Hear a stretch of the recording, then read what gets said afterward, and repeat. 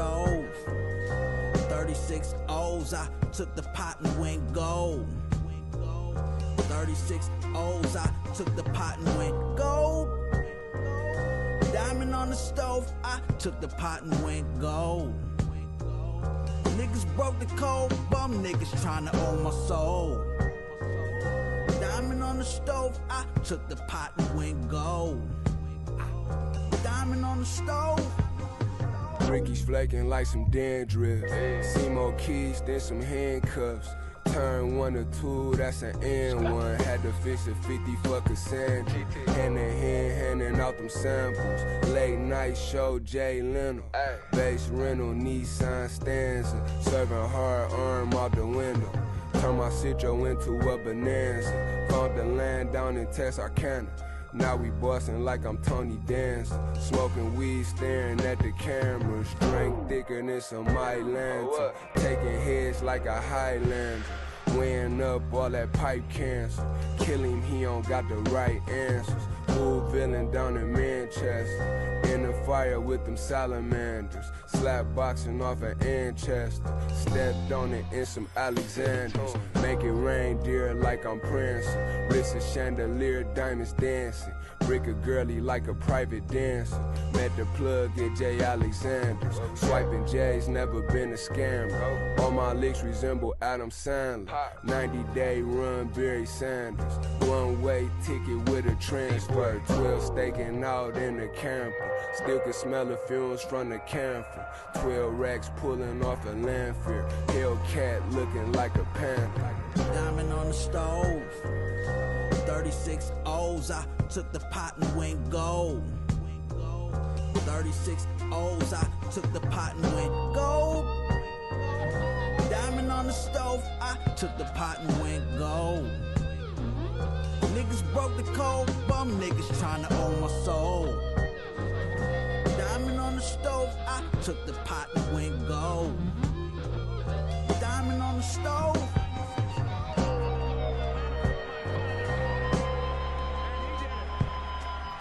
Alright, I just decided to do something a little different.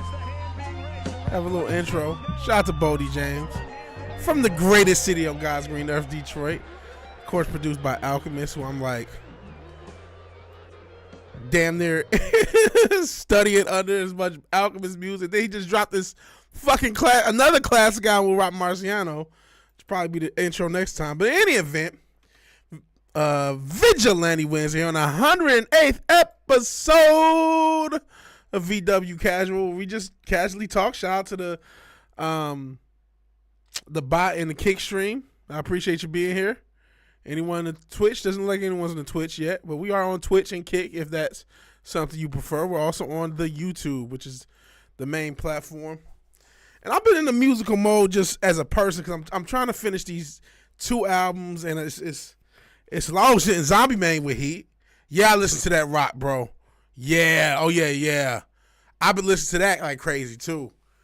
I done listened to it a few times, man. That shit's hard. I still haven't listened to the Kendrick. This is where my tastes are, man. I don't want to force it's too much good music that actually exists to force myself to listen to motherfuckers. I have still not heard that Kendrick. I still haven't heard the Tyler, but I've listened to Sky Zoo.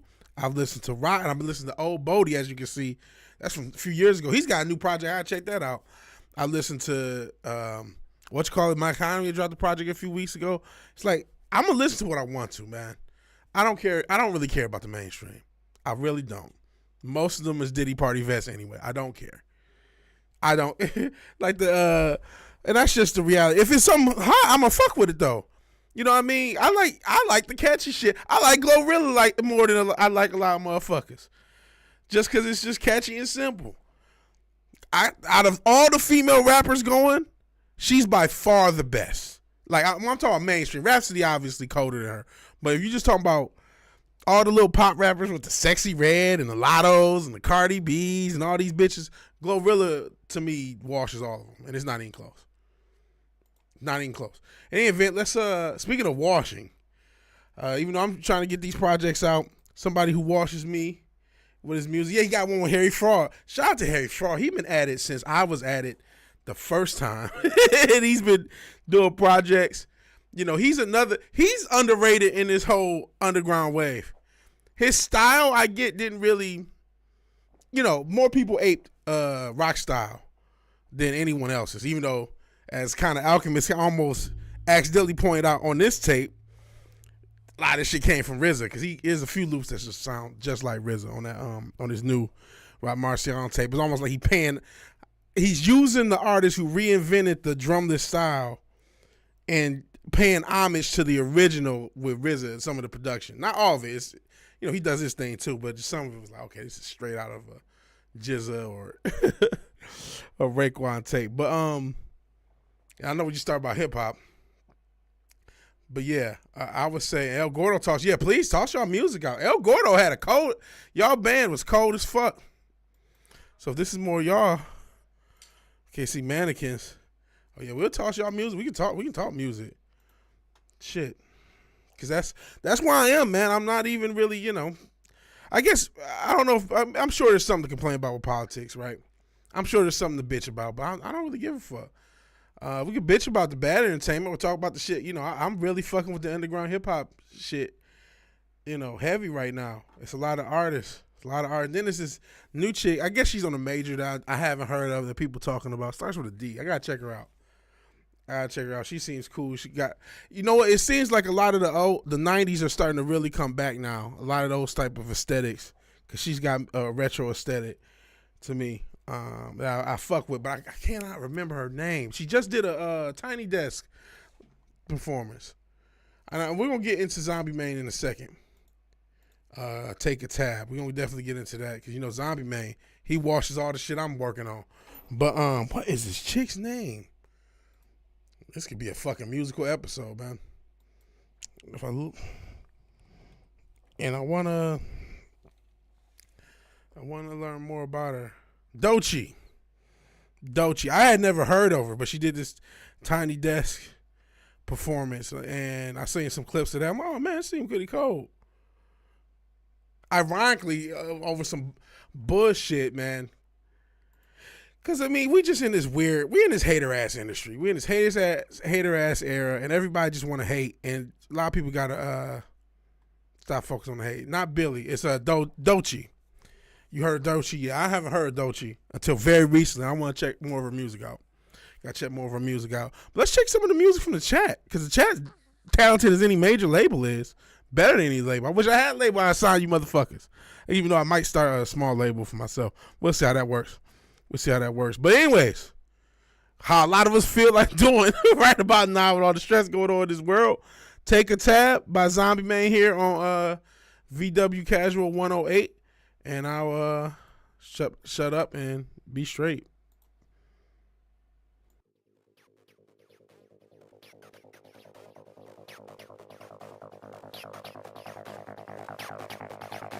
All right, like, where we going?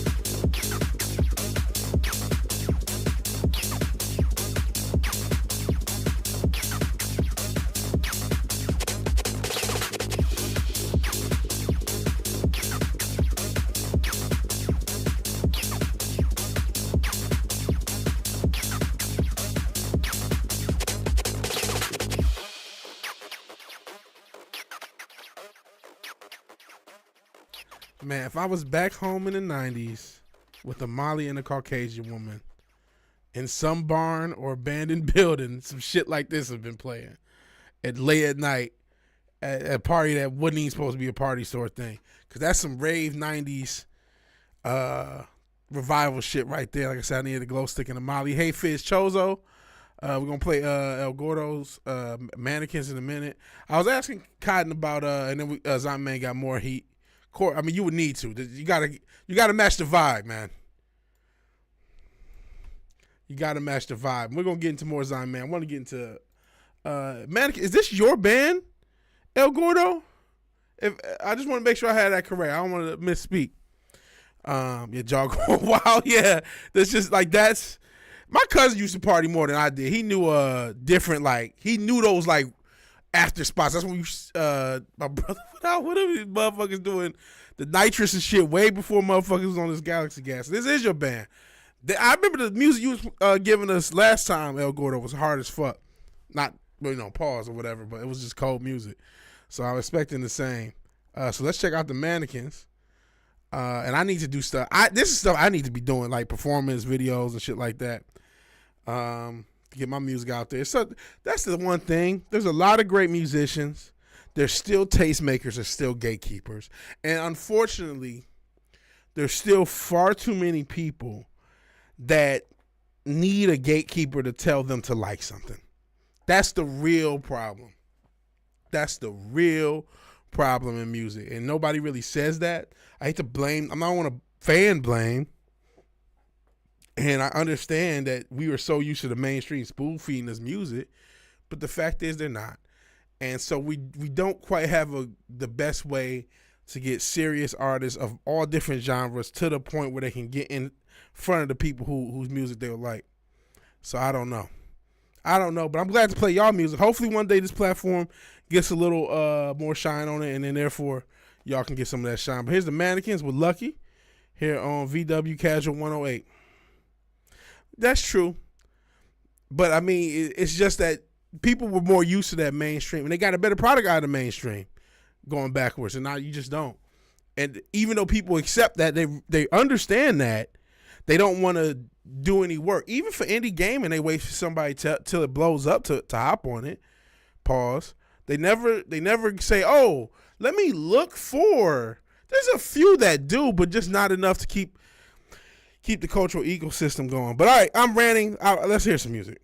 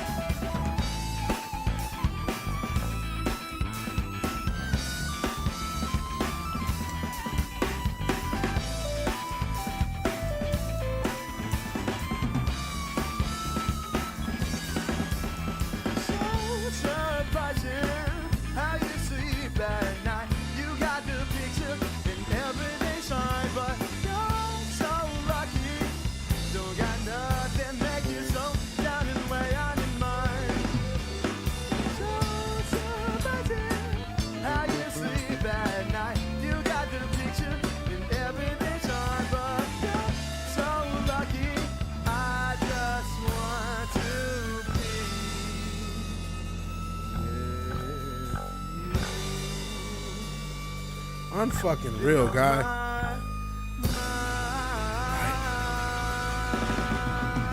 This shit is unfair. This has how many views?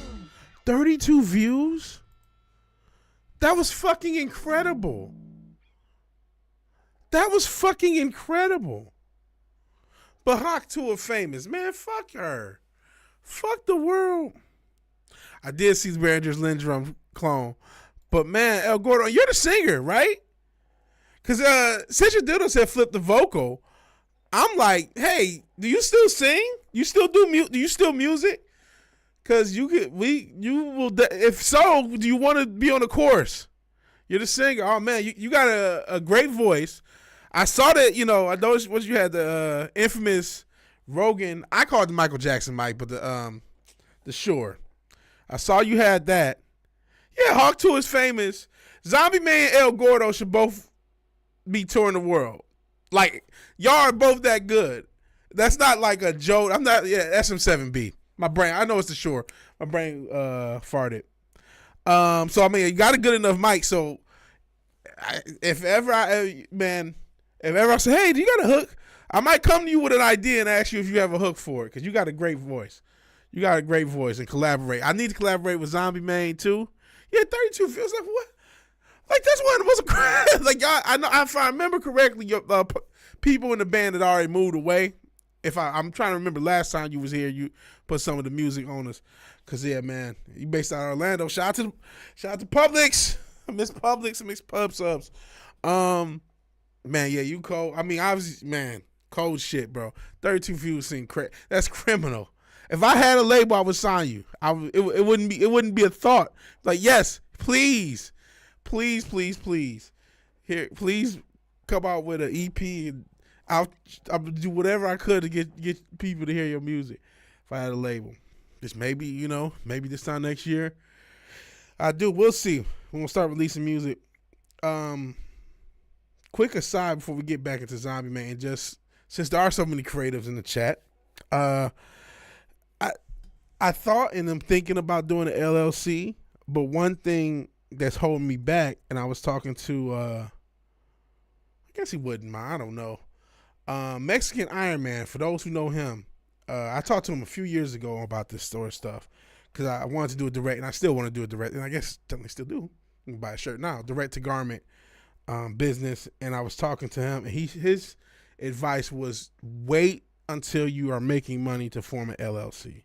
Do not do it preemptively because most LLCs fail, and then they have tax issues going forward because you don't really have an LLC and they're hard to close out. So don't go through that rigmarole until you're making money. So with that in mind, who knows when I'll actually be making money off of this fucking music shit, and if ever, knowing that we live in a world where talented artists only get 32 views.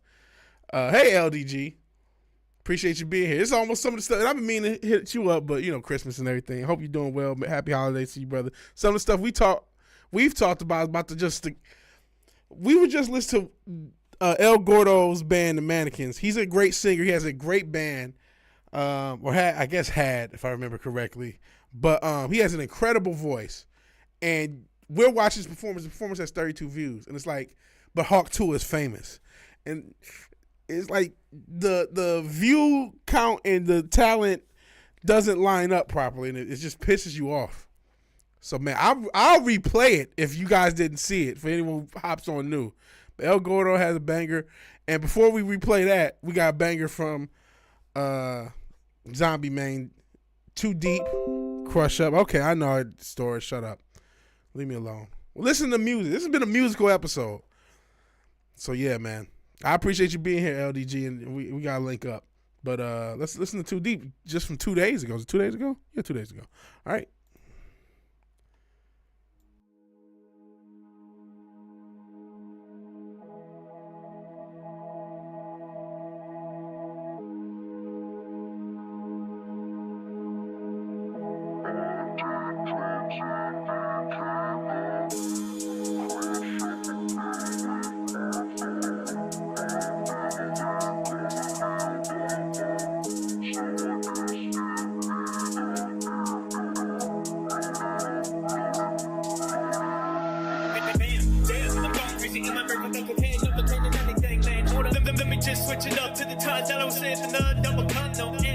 trust. Been doing this shit since I was in the back of the bus, so who the hell can I trust? If my own blood be acting sus, yeah, that really do drive me nuts. Like I'm looking at all of my own cuts. Am I really the bad guy? Duh, yeah. So I really do want to stop. Think I'm about to get taken by the cunts. All I really do is opt out. I'm reaching out for help now. Making music doesn't even help anymore. So I'm screaming from my core. Yeah, give me the rope, the hoe you broke. As a joke, making me ask for dope. I am not your one and only though. Never was, never is, never before. I know that you love the way that I flow. Still over here on the goddamn flow. I'm feeling away, pretending that isn't the same that it used to be. Like women tripping and zipping every damn day, even though the fuck you're mine, right? Now I'm losing my mental sanity. I'm asking please grant me serenity. From the damn things I can't seem to change. I'm too deep, there's no other way. Fuck, too deep, there's no other way. Too deep, there's no other way. Another pill till I overdose.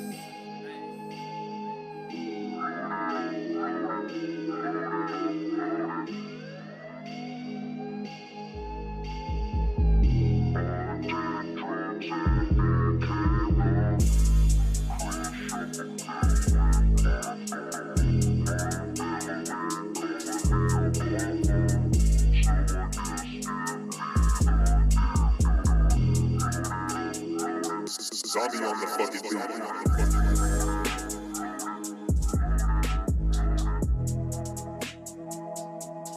All right, that was cold work, bro. Shout out to Too Deep, Crush Up.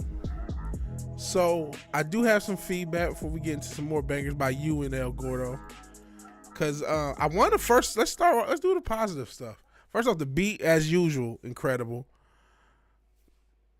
And even though the vocals are thin, and I'll get to it, you've improved drastically as a rapper. I remember hearing some of your early stuff, and I'm like, okay, it's just, it's cool. You know what I mean?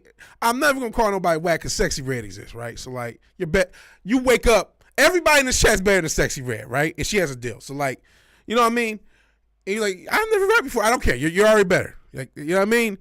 But I'm like, okay. But the vocals are thin, but I got some feedback about that. Like I said, I'm in the musical mode. Eventually, I'm going to get a site going, and I want to have a player on it. And I already have a song with a producer who probably forgot that he sold me the beat. But I did buy the beat a few years ago, and I put the song still on this thing. It's called Dewey, which is a stupid name. That's why I named it. And I was going to remix it. I don't feel like re-recording it, even though I probably should. Maybe I do. Maybe I do re-record it and remix it, because I noticed my vocals, though are audible, are still too low. And I think this is part of why I really want someone else to mix my project, but I'm going to just have to thug it out, and I'm actually trying to, that's something I need to start doing, is practice mixing, stems that already exist, and try to do my best to do that. But I'm still in the creative stages of this album. Yeah, I'm not quite to the mixing stage. That's all that stuff aside. I also do not turn my vocals up loud enough. And I think that's because we listen to ourselves, and so we hear ourselves more, right? You get a new microphone. That might help too. You could also re-record. I mean, listen, the average microphone nowadays from when I was younger, I mean, this microphone cost me like $60. I mean, I would have needed to pay like $200, $300 back in the day. And that's in like 05, 08 money for a microphone as good as this one that's like $60. So you can, you know what I mean? Even I think this is the same one Kendrick did Section 80 on. Is the AT 2020, which is, again, a solid mic, but I mean, you can get them, like I said, 50 or 60 used. But that is solid. I would say, I like it. I use that as the broadcast mic. I got a different mic for recording. I got a few mics for recording. But if you could just turn it up, and maybe this is where a preamp helps. As much as preamps can be, there's a lot positive and negative. Oh, here's the thing about headphones. I bought some Biodynamic 990s, and I have to send them back because they came broke. They came with the wire frayed. So I had already bought them. Maybe I'll end up getting those Sennheiser HDs. Maybe I'll end up getting those. I don't know. But yeah, I actually did get some headphones. So yeah, man, keep it up. Your rapping has gotten a lot better. Maybe a new mic could help. A preamp or a DAW preamp like I said, what I was going to say with preamps, as much as if you look online, there's much ado about nothing for what a preamp actually is, just a volume knob, and usually maybe a secondary volume knob so you can drive it and use the ability to drive. This is basically the Neve concept, to get to some sort of distortion or saturation point and cleanliness and try to balance that out. So you get 2 volume knobs to balance out how saturated and distorted the sound is to how clean it is, and get the extra volume for your microphone. That's pretty much what a preamp, or instrument I should say, not just microphone, because part of me needing preamps is these old ass keyboards. Sometimes the sound just ain't outputting like that. But I'll say all that to say that could also help with your quote unquote vocal chain, because if you're just using, most people, they just have an interface, they just put a mic, or they just use a USB mic. Either way, you don't necessarily get all the volume you would like. Some of these interfaces have a decent enough preamp that you can get a good enough volume without being distorted, or at least being distorted in a negative way, I should say, since saturation is what everyone loves nowadays.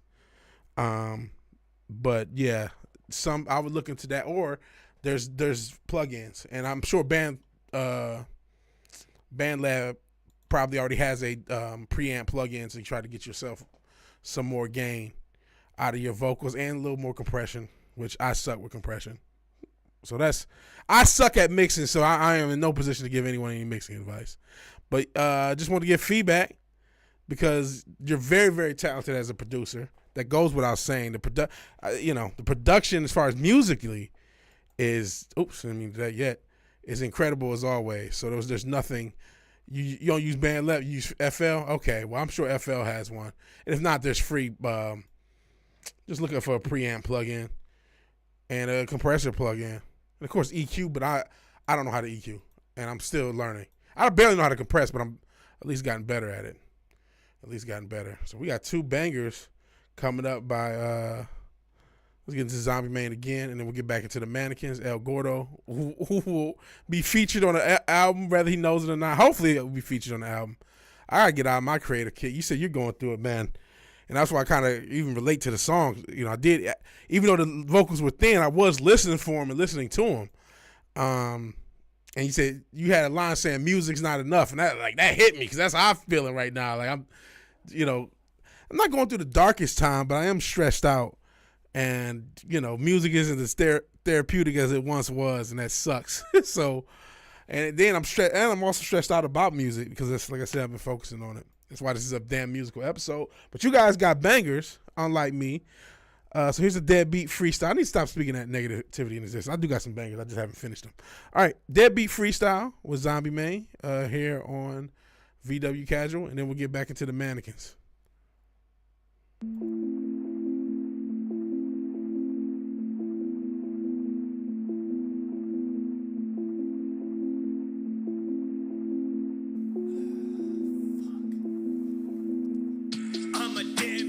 But I feel so empty. Honestly, couldn't even imagine being a zombie. I'm a damn seat, yeah, not a deadbeat. I'm going crazy, spazzing on these beats on the daily. I'm a damn seat, but I feel so empty. Honestly, couldn't even imagine being a zombie. I'm a damn seat, yeah, not a deadbeat. I'm going crazy, spazzing on these beats on the daily. Hit the joint in the blunt all the time. Spaz from brain trying to make it rhyme. Smoking so much, feeling like I'm about to die. Feeling so high that I can't touch the sky. Pouring up double cup, going nuts from Ron Scott. Call them up by slide, even though I'm making big bucks while I'm over here smoking some indica. Got the feeling like I'm top because I'm a pharaoh. Yeah, I'm a G.O.T. to the god. Hey, I'll take this to the grave. No, I cannot be saved. Hey, so do you know why else I should really stay? Hey, I really wanna leave because you made me insane. Hey, I'm a damn saint, but I feel so empty. Honestly, couldn't even imagine being a zombie. I'm a damn seat, yeah, not a deadbeat. I'm going crazy, spazzing on these beats on the daily. I'm a damn seat, but I feel so empty. Honestly, couldn't even imagine being a zombie. I'm a damn seat, yeah, not a deadbeat. I'm going crazy, spazzing on these beats on the daily. Smoking gas, have a tab, chewing the pill, crush it up. Going dumb, yeah, going stupid, finna leave your dumb ass crooked. Smoking gas, have a tab, chill the pill, crush it up. Going dumb, yeah, going stupid, finna leave your dumb ass crooked. Get tucked in the trunk of your car.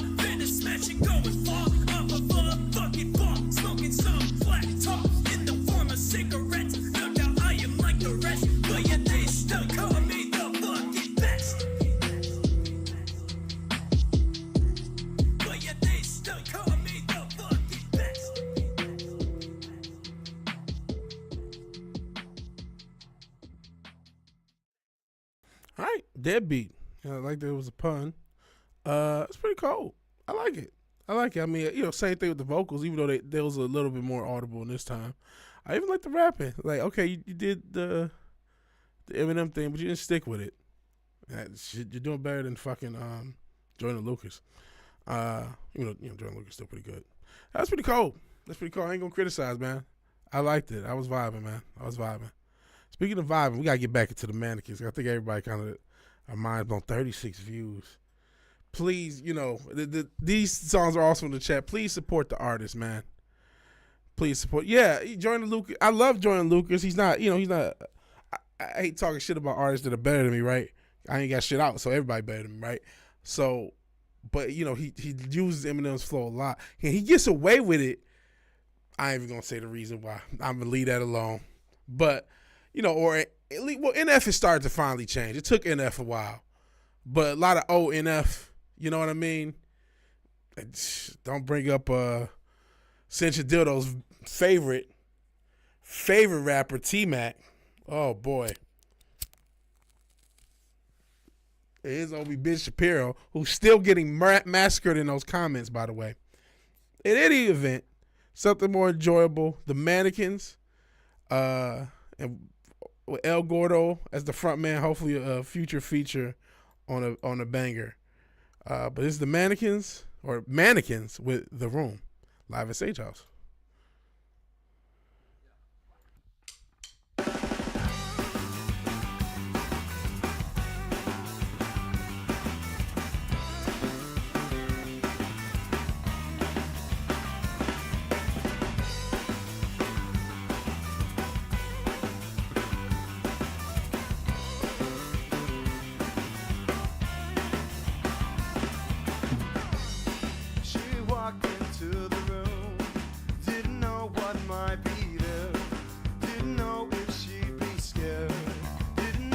She'd find, but in time she'd surely see what a future soon might be. All the answers in her hands, didn't know yet she could build herself a pretty little life. She said it's a good time, but what a turn, but I gotta go. Oh, don't you leave me standing here alone.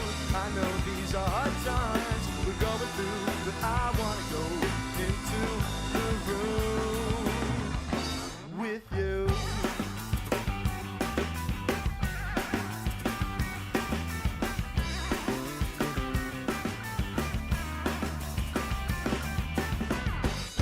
She walked into the room, didn't know what might be there, didn't know if she'd be scared, didn't know what she'd find. But in time she'd surely see what a future soon might be. All the answers in her hands, didn't know yet she could build herself a pretty little life. She said it's a good time, but what's up, but I gotta go. Oh, don't you leave me standing here alone. I know these are hard times we're going through, but I wanna go into the room. Even when I know it's hard to explain, I didn't want to go if you're not the one with me. A lot of people say gotta do things my way. Even when I know that we can go out and spend the night alone, it's true. Build yourself a pretty little life. She said it's a good time, but what it's up, that I gotta go. Oh, don't you leave me standing here alone. I know these are hard times we're going through, but I wanna go into the room. I wanna go into the room. I wanna go into the room with you. Peace.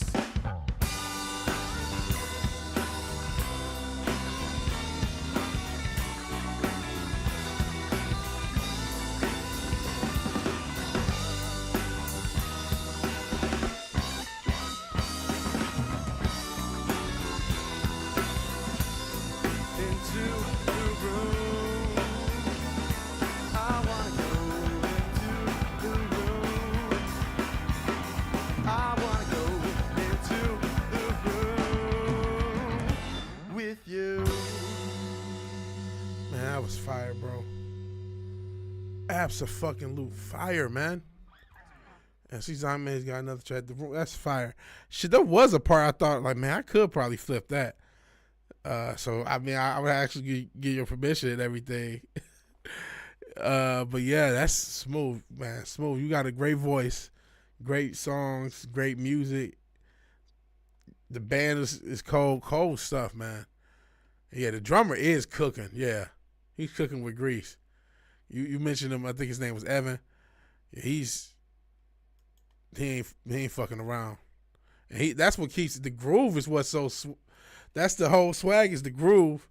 Shout out to the bass player too. Give the bass player some, because the groove is where everything is. That's where all the swag comes from. Then your voice on top of it, everything cool. Because there's a funk rock element to what's going on anyway. Band Lab has hit me with the bullshit. Fire the stem separation machine. You know what? I don't like. When I was younger, I always wanted the technology of stem separation to exist. Now that I'm older, I find myself not using stem separation when I sample because you want that extra goodness. Yeah, it's giving me the deadbeat freestyle again, Zombie Man. Could you repost the link so I can sample? All right, man. Appreciate that. I'm working on one project, obviously the Synthwave project. I did Synthwave Saturday Night, which I do want to bring back. Once I'm in that mode to go back to the songwriting phase of the next projects. But like I'm in the songwriting phase, but like the lyric writing phase. I've gotten all the music I want, even though there's still work to be done with some of that too. I just am, man. I'm having some. I wish I had a fucking music psychologist, because I'm having some musical psychology issues where I don't know. You know what it is? It's the same thing that happened with me with that damn Joker review, where I watched a really well done review by a very experienced, very well done. I think it was a Mahler video or something like that, and the editing on it was so tight. And it was like Combs Global. That's the Diddy joke. Okay. So you signed about. Don't sign bad, but don't sign anybody. Well, I can't tell you not to sign. Don't take it in the butt. If you got to sign one of these slave deals, at least don't have to take it in the butt. We got Zombie Man retired. Real quick before I get into that, it's just like, I don't know. Mentally, it's just like I guess it's like. It's like, how am I going to get this to one? Is this going to be good enough? Because like I was talking about the YouTuber, saw Mahler video, compared it to my shit, and it's like, this is the worst shit ever, and it never finished the fucking review because it wasn't as good as Mahler's review. It wasn't even for the same movie. It was Joker, and I forgot what his review was on, but it's just the quality wasn't up to the same. So I'm like, man, the shit is inferior, and then nobody's going to watch it or hear any of it. And so those two things are keeping me from finishing it. And I gotta break through. I gotta break through that. It's a real website. I'm scared to go into it. Combs Global probably is a real one. It probably is. Where does it go? Oh, this is 504. It's not, it doesn't work. Since everybody linking, what's this? I had no idea Some ads. that there were other people. What the kid and Vidon. Okay. That's so crazy. But all right. Let's get into Zombie Man. Let me stop ranting. Getting the Zombie Man tired. Sick and tired of being sick and tired. But I'm still fucking with the music, man.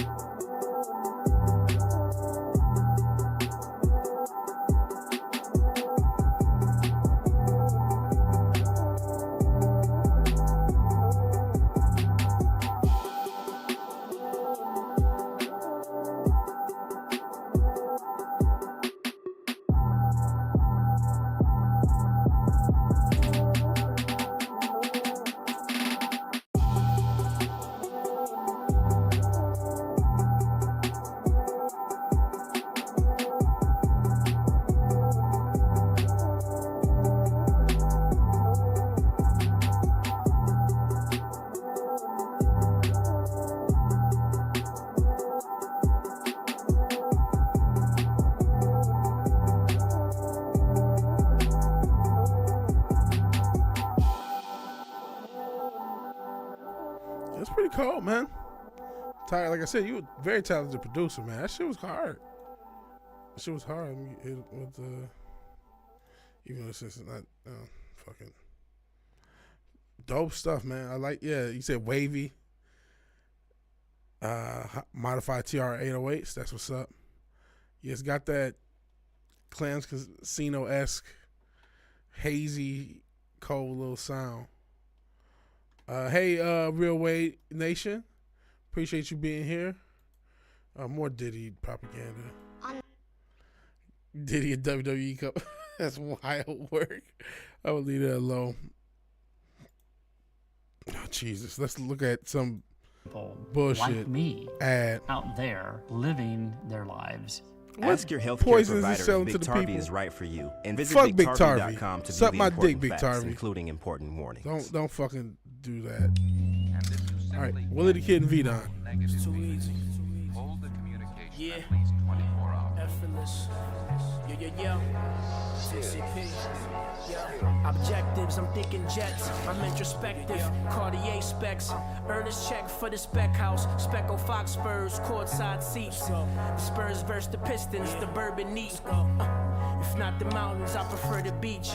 Money talk like Robin Leach, you niggas leeches. I'm eating lychee, fuzzy navel, feeling peachy. I vibrate, high frequencies, hard to reach me. How to reach, niggas want favors, it's fine, but talk behind your back the whole time. You know the game, I have you stuck in line.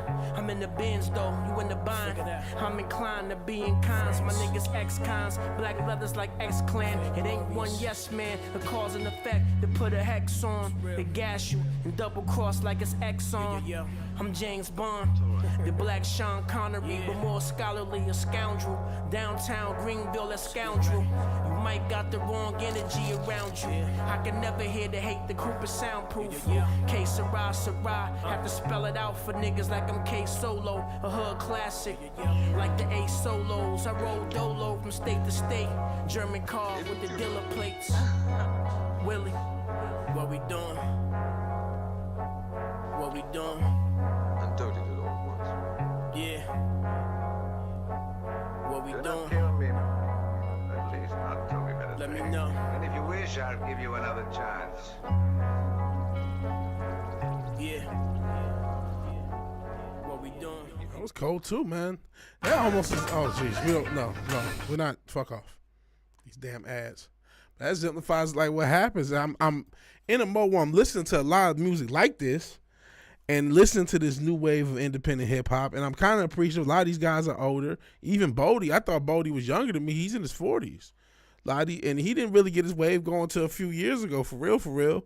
So it is inspiring to see that this style of rap is being accepted. But there's two things that are going through my head with that. One, how it's so lyric. You have to be so competently lyrically. Like, you have to be so good lyrically. And it's like, I used to be, I can be, but I don't feel like I am. And then I'm now become keenly aware of people who just hate that fucking style. You know what I'm saying? And everything ain't for everybody. Everything just ain't for everybody. So I guess this is the kind of stuff that's like actually stressing me out and kind of keeping me from making music. Because I really want to at the same time, which is why like I only focus on, or from completing music. Because right now, oh shit, I think I heard some of this. I think you already linked me this, Willie the Kid V-Don, Deutsche Marks project. Shout out to Pack of the Plug. Like, I want my stuff to be played by Pack of the Plug. I want Pack of the Plug to play one of my tapes next year. And crazy, because I was just on a reference. I ain't even going to say, because somebody from where I grew up with has his tapes played by Pack of the Plug. I'll just say that. And it's just crazy just to look at the I just say that. I super snitch. It's one of the more recent tapes. That when you go to Pack of the Plug and you just go to videos, one of the more recent tapes. And this person's from the same place I am. I sold that person a beat when they was under a different name almost 20 years ago. Yes, like 18, 17, something like that years ago. And I wish I would have sold him more. Shit, who knows? Maybe in the future we'll re-link up. Who knows? He probably don't even remember me. But and I think he was a little older than me. So it just shows motherfuckers who are older MCs who do who are lyrical can still get they stuff heard. But as we talked about in this chat, you know, the Mannequins is a cold band. And El Gordo, great singer. More people need to hear his music. Obviously, Zombie Man is very talented. More people need to hear his music. You're right. Just do your thing. Yeah, that's the thing. And so, here's what I've been doing. I got my process, as long as it's not lyrical miracle. Obviously, yeah, the words for the sake of words, which I do sometimes. And I'm trying to get out. That's why you said something about I said something about the Eminem thing. I gotta get the Eminem out of me. Keeps, I guess, some of the cool stuff with him, but. And then I think about other parts of it, videos. Part of me wearing a mask, I don't like to be seen. So, I mean, it's cool that I even have ideas. But I need to find different places to shoot videos. I got the ideas for the Synthwave project videos, but I don't have ideas for the other ones. For the hip-hop. Because for those who don't know, my plan, I guess this is what I'm talking about for now. My plan next year is to release at least two. I want to get in the habit. I'm trying to get to the point where I do more than that, and I'll explain how that's happening and why this is all relevant, right? One being a synthwave project, one being a hip-hop project. And for the hip-hop project, I'm using all samples. I'm using TrackLib for all the samples. And synthwave, obviously, 80s nostalgia, almost more synth pop than synthwave. But I got pretty much all the songs and concepts for the synthwave. I just need to finish up the writing and then actually record the vocals. I got a studio in my house, so it's not like I'm going anywhere to do it. And I'm going to try to mix it. I would wish I had the money to pay somebody else to mix it, and that there's a chance that still does happen. I'm going to at least try to pay someone to master it, even though mixing is more important than mastering. If at least a master engineer can hear it, you can say, okay, this mix is too fucked up. And, that's the hope, that I can get some input and kind of do parts of it myself. And even if listen, if you want some part extra to help me mix it, whatever, and maybe figure some situation out, that's what I'm hoping to do. And in any event, the way I am staying creative is I have these compartmentalized sections. I really need to be doing more writing. I really don't need to be producing, but the way I'm feeling just creatively, it's like, okay, I can keep going on my iPad, make beats. I can make tons of beats on my iPad. I got a bunch of them. What I'm doing is slowly tracking them into the actual computer for later processing, adding on. There's a lot of stuff that's just loops. Some of it's going to stay loops. Some of it I got to add drums to, and I got to hopefully do that over the next week. Just drum program. So each part is like, all right, find loops. And then next step, drum program, and just spend all the time programming drums for like a couple weeks, like nothing else but trying to get the drums as cold as I can. And then record, write, record, then obviously mix, and then send to someone to master. That's the idea process-wise. So, and yeah, R.I.P. Kai. Kai is another pioneer of this, and he's somebody that did everything himself. He set up he did his own videos, did his own beats. He did everything himself. So that's a prime example of it. It can be done, and worked a regular job. He's the inspiration, you know what I mean? No words wasted in his rap, but he's also a fucking genius. You know what I'm saying? He was a lyrical genius, literally. You know what I mean? And I guess that's the thing. It's like, well, and I guess that's the pressure. It's like, well, in order for this to work, you have to be like a top 5 of the top. You have to be like a top 10 to 20 MC of the past 10 years. You know what I mean? Oh, if you're as nice as Benny the Butcher, you could do it. But are you as nice as Benny the Butcher? And you're right, just do your own thing, right? But that's part of rap anyway, is to try to be better than other motherfuckers. I don't know. I just gotta, you're right about doing me though. And that's one thing I am trying to do. It's not just totally ape Alchemist and Rock Marciano. Sometimes, but not just like for the whole project. There's a couple beats where it's like, okay, yeah, this is obviously I've heard of Alchemist, obviously, but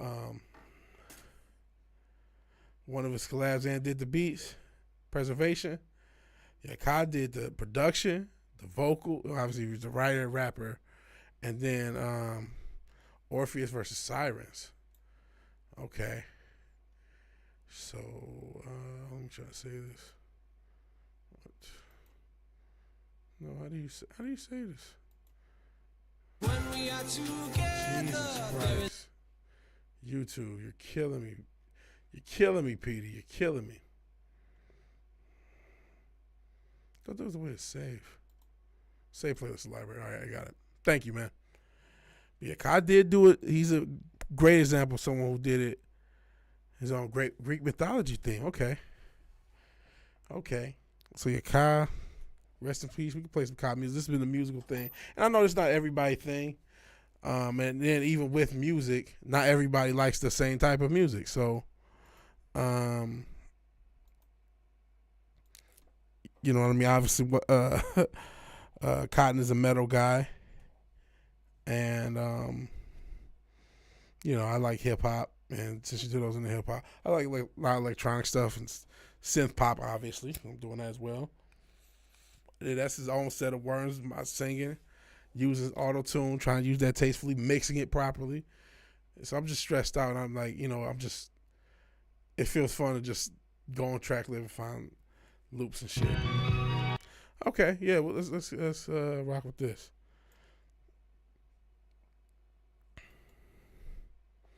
And I could play some of the stuff I'm working on, I guess, as well. Or just some of the loops I've come up with, and we'll see what we do with it. Might as well, right? So we'll do that in a second. Let's get into Ka, or was it Sirens, Herman and the Recluse.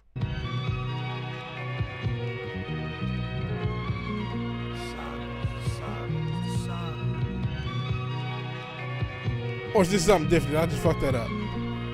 Just Herman and the Recluse, Sirens. I think it's fine to relinquish mine for the life of our seeds. For the weak moves, these dudes eat your food like harpies. Knox car thieves, large pleas came home hard murderers. By the death toll, would have thought the threshold was guarded by Cerberus. It's hard to love. And if only God could judge, who needs juries? Weighing the crime, still paying for mine. Haunted by the three furies. Should discover y'all brothers instead of throwing signs that divide you. Here they never sue you, just headed to you with nines. It's the Hydra. Being deprived of the papers made a lot of mistakes in my era. Hard life course, some needed white horse to defeat their chimera. Every morning wake, never caught a break. Revealed I was jinxed. To be the man deciphers life's riddle or get killed by the Sphinx. Quietly spoke volume of my drama. Since then I've been in more. It's no bull, my lab was in a labyrinth. Like the Minotaur, rose from the pavement. Unaided, negotiated like the sly fox. I told son, won't be fooled by no one, like the Cyclops. The more static, the more tatted. You would've thought Yakuza. Large crops of hard rocks. It's like we all saw Medusa. Till the roar to silence. We at war with the tyrants. Blocks of outlaws. But all we watch out for is the sirens. The sirens. I'm not gonna let you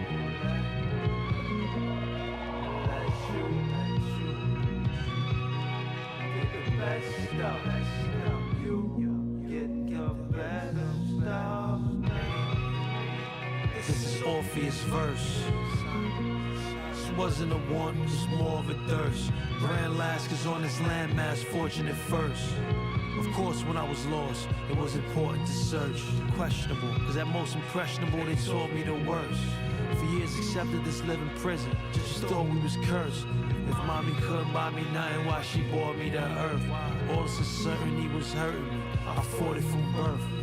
I'm here writing this priceless, they just reporting they worth.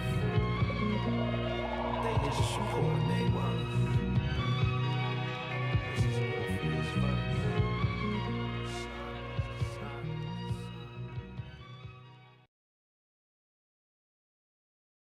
I was just about to say Travis Hunter needs to watch out for the Sirens, the double entendre. That was cold, and see that's like, man, I want to make like cold shit like that one day, right? See what the Bills. I don't want to talk about the Bills. Brandon Hollum, no, no. Shout out to Josh Allen. They played a good game. Listen, I'm okay with the loss. I'm just not okay with everybody in the Lions being injured. Ironically enough, fuck the Packers, but we don't have to beat the Packers. The Packers of, 2012, 2013, when they had a lot of injuries and they still won the Super Bowl. I'm hoping we can. That's our only hope because our defense is injured. And another team I thought about was even though they were healthy and actually a solidly ranked defense because they were a good scoring defense, the Patriots, it's 04, whenever they went against T.O. in the playoffs, in the Super Bowl, where they gave up a lot of yards, but they were a good goal line defense. And we're going to have to adopt that to survive as far as the Lions goes. I know I'm switching subjects.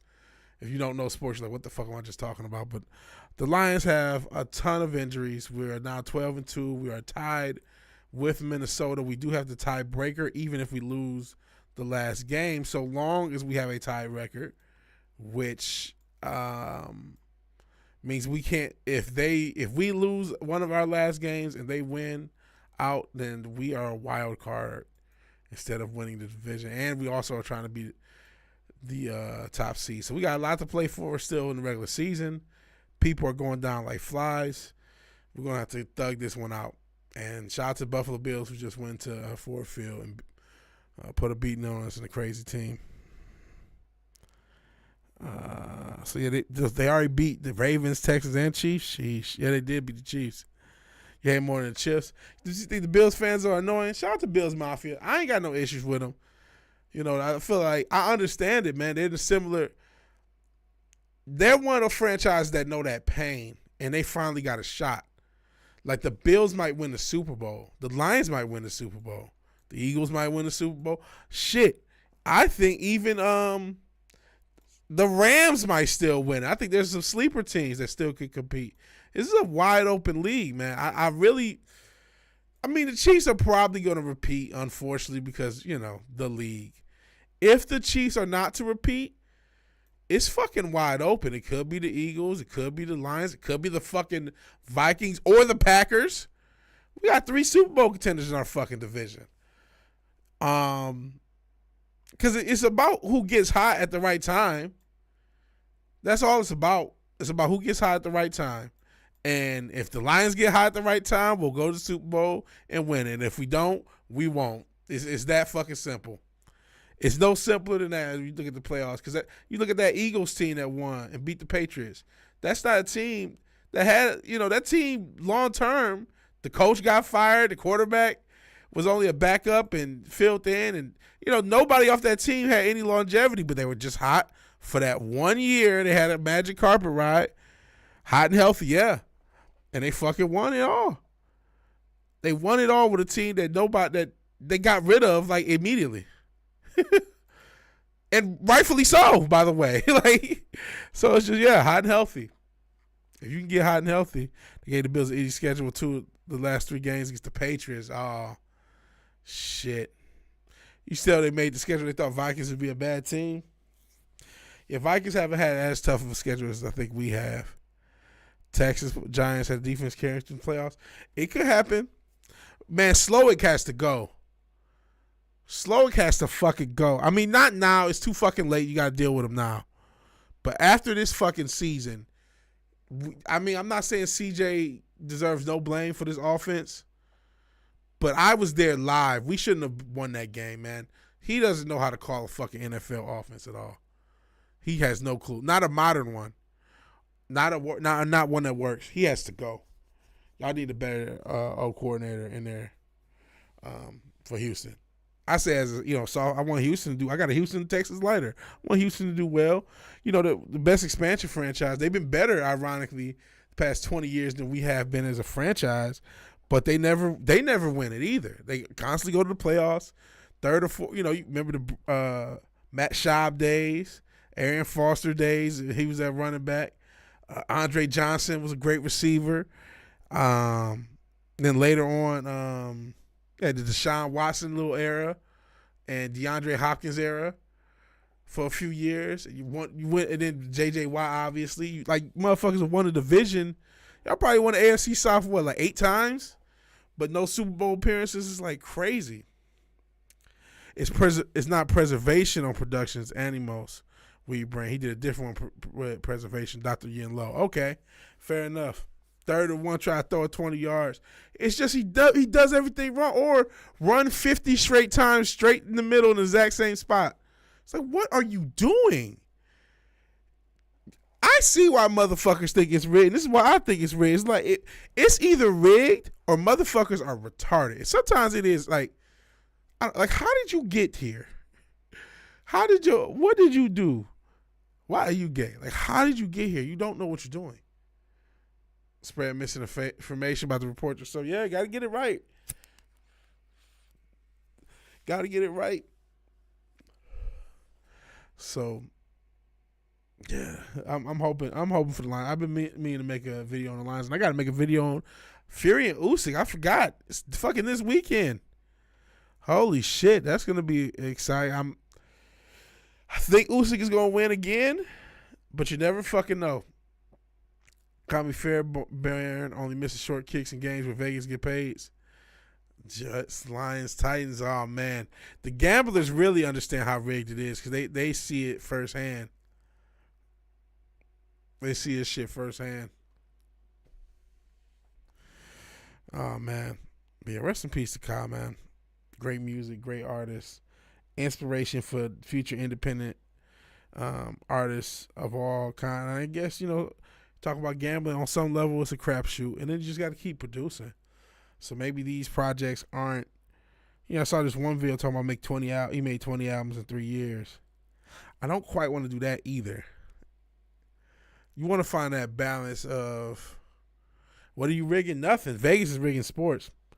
But with music, I do want to be, like I said, I'm releasing 2 projects next year, and hopefully early in the year. I want to get 4, right? 2 hip-hop projects, 2 synthwave projects, what I want to do. But at least 1 of each. And then eventually do more conventional or more pop style hip-hop with those mixed in is the long-term musical plan from a production standpoint. And then lyrics and hooks. Good. Yeah, spamming music is not the answer. It's that right mix. If you can do 2 projects a year, cool. If you can do what you can do. Like Bodie can put out a lot. Griselda, obviously, they're famous for how prolific they can be. But you've seen even Griselda start to slow down. Spam. Griselda's slowing down a little bit. I mean, if you listen to them, you'll hear something from one of them all the time, but you're not going to hear, it's not the same time where you get like 5 tapes in a year and shit like that. That's not happening. Like 1 or 2, maybe a couple combination tapes. Bodie out here seems like he putting out tapes like crazy. But even then, still 2 or 3 tapes a year. That's kind of what I want to get to. 2 to 4 max tapes a year. That's what I want to do, and just keep that habit. But 10 to 15 is too much. Because you only need 1 track to hit big. Only 1 track. I wonder what's going on with TikTok too, because the plan was to use some TikTok. Use TikTok as promotional tool. We'll see if that still exists. Because I'll post some bullshit on TikTok and get 2,000 views. I've gotten I think 10,000 views on TikTok off bullshit. So I'm like, well, if I post my song a bunch of different times, post it with memes, this, that, and the third, maybe some of it people hear. And I hope y'all like it. You know what I mean? I hope, even though I know, like I said, the 2 genres I'm playing with ain't everyone cup of tea. And I said it because in one way it is 1 album being split into 2 pieces for genre purposes. Because together it's going to be about 15 tracks. Maybe I'll do some short ones for the hip-hop and end up like 17, but between 2 projects. Good visuals there, exactly. Visuals can do a lot, and that's what I'm really nervous about. I do have a VHS camera. I actually saw some test stuff that I need to put in the computer and mess around with. 80s stuff is popular. That's another thing. I'm cataloging smaller reviewers and reviewers who have around my sub count to about 5,000. And just like, when it's time, hey, I'm just an underground artist. There's a couple dudes. There's one dude, oh man, he might even be streaming because he always streaming. Dude out of Japan, and he's a cool dude. He's like, hey, shoot your music. And actually, I need to shoot the one thing. over to him. Yeah, DJ Sunny Side Up. We can spam this. We can look at this chat now. Hold on.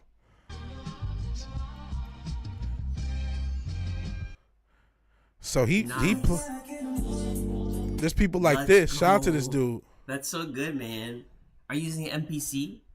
So calling all producers and artists, any genre, good. And you just post your music and he'll play it. Up, huh? I've yet to do it myself, but I've been in the chat. So I can even, oh shit, I'm on a different browser where it's all janky and gay for some reason. Do you usually make New Year goals? Nah. So it's motherfuckers like this that'll just play your music. You know, he's a smaller YouTuber. He just got as many people watching. Deep. I'm gonna tell him I'm streaming. Damn. And talking about what you do. You can see all the tabs I got up. Let's see, it pulls up. Nice. Good work, man.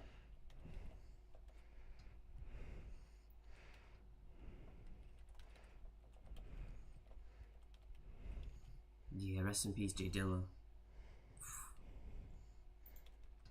Alright, next up, after this one, I'm gonna make another beat. Here we go. This one is, but I'll keep the reviews open, so you guys keep sending. If anyone else is here, use that Discord command. Next up is Hish. He showcases music. I saw you just right there. Hinshai is here. Let's get it. DJ Sunny Side Up. Like he's just a guy in Japan. He makes music. Let's go. He's pretty cool. I've seen some of his beats. He just streams, makes beats, shows people music. There's people like this. There's people like this. So I got to give my music to people like that as well. You know what I mean? I will do a Zach stream if he'll have me. I don't know if the other guy, I know Real Wade knows him, and the one dude, Roger Anthony, I know Zombie Wave knows him. Zombie Main, Zombie Wave, Synth Wave, Zombie Main. Zombie Main and Dempsey have done stuff with him. They've done some music stuff. Roger Anthony, and I think Real Wade may have done something with him too. Something Roger Anthony. I'm messing up his name. He actually did a video on me way back in the day. Roger Thay, thank you. Sorry for messing up your name, brother. I know he does music stuff. If he'll have me, Ord's Board. I don't know if you remember him. He dropped a song. I think I even showed y'all that maybe last year. But he dropped a song. I think it was last year or whatever he dropped it. I found it a few months after. So I'm gonna try to use everything I can. And like I said, there's gonna be 2 projects, so I'm at least doing it twice. And there is that, because I have so much of it done, I can't wait to restart for the next project. So that's part of me that's a pressure too. It's like, finish this shit so you can start over. You know what I mean? Do better, do more. So yeah, that's where I'm at. That's why this has become a music stream impromptu. It's just like that's what I'm focused on. That's where my hours are going when I'm not at work. Is especially with constantly being injured. I mean, I'm starting to get back active, but yeah, he did bring up Dempsey, and that was dope. I've remember seeing the stream with him and Dempsey and Zombie Man. But I'm starting to get back active. But for the longest time, the past couple months, this is how the hip hop project kind of jumped to the priority. I haven't been able to walk. I've been able to walk, but not like I used to. As far as walking miles per day, and everything's been a lot more difficult. And my back started hurting, and I actually learned use name brand drugs. Not pause, but oh shit, I gotta get I don't even know if this fucking thing is gonna cooperate. But I'm gonna try to play y'all some of the stuff I'm working on. I'm gonna try to play y'all stuff that's probably gonna be what it is, and whereas like it's not. I gotta remember the songs that are that though. So, I'm going to be experimenting on this hip hop project. It's all sample based, and just a few different concepts. Loop. A lot of stuff is going to be drumless or have breaks.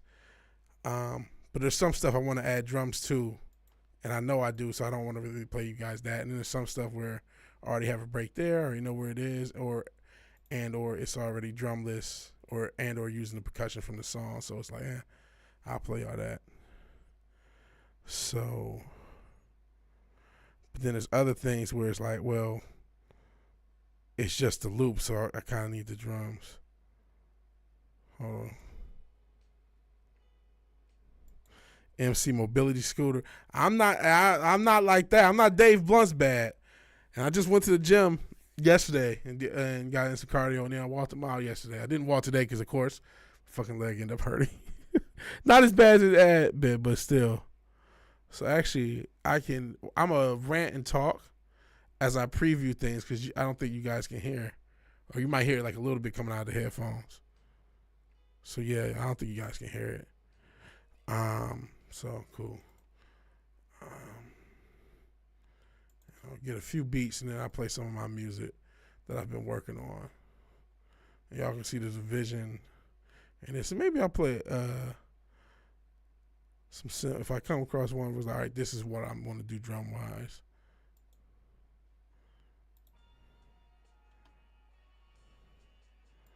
Okay. And some of this, if you did hear me, because I think one of those, one of these streams, I think I did play some of this. But what I do is sit and watch a game, fucking documentary, and then I smoke and I chill out and I just fuck around on the internet. I send Retro Richard crazy ass memes. And I go through TrackLib and find old songs to sample and loop stuff that I find interesting and come up with loops and patterns on Koala Sampler on my iPad.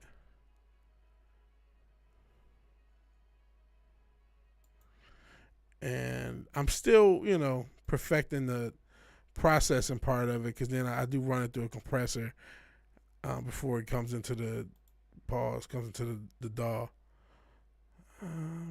So now, like I said, I'm just loading them as I talk.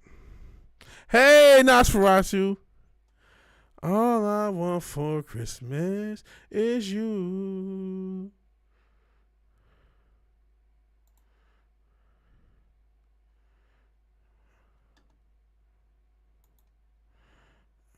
I appreciate you being here. I'm just, and I don't even know if this damn thing is going to work. Because watch, I actually get here and then the music don't even play. But I'm just putting together some, different songs or different beats that I'm working on.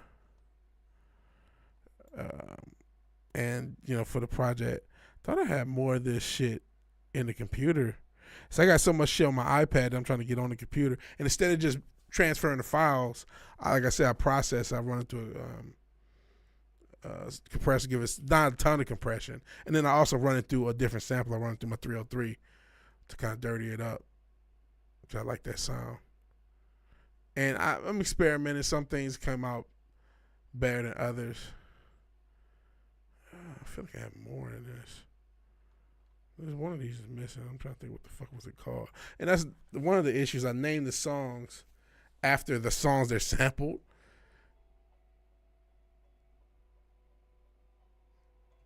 So I'll have like a fucking time actually trying to recall. Like I'll have a beat in my head that I made. I'm like, okay, which one of these songs did I sample?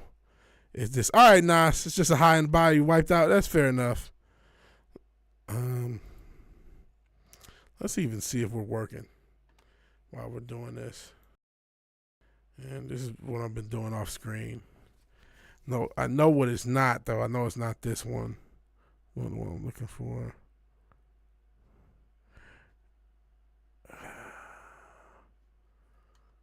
Jeez. It's so fucking easy to lose shit.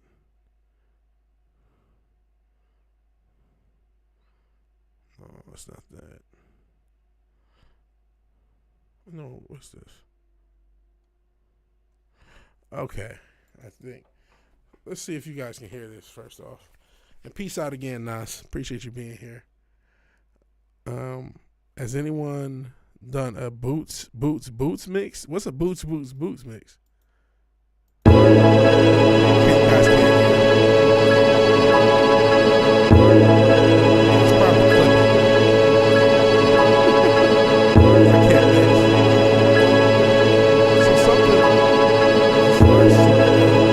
So there you go. And that's pretty much it.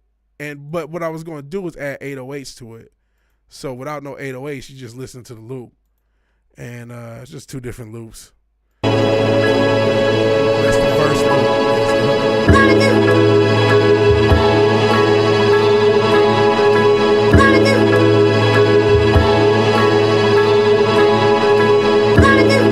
That's just the loop right now. I'm going to add 808s to it. I'm trying to find more stuff that isn't like that, where it's like it's still really in such a rough state. Yeah, your ears is probably clipping. Okay, let me back this off then. Sorry. I knew that was clipping because it's unmixed. Like I said, I just read through it. And everything's good. Doesn't sound as loud and probably shouldn't have backed off. But it's still pretty loud.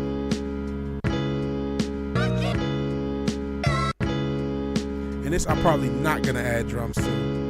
I'll keep it as it is.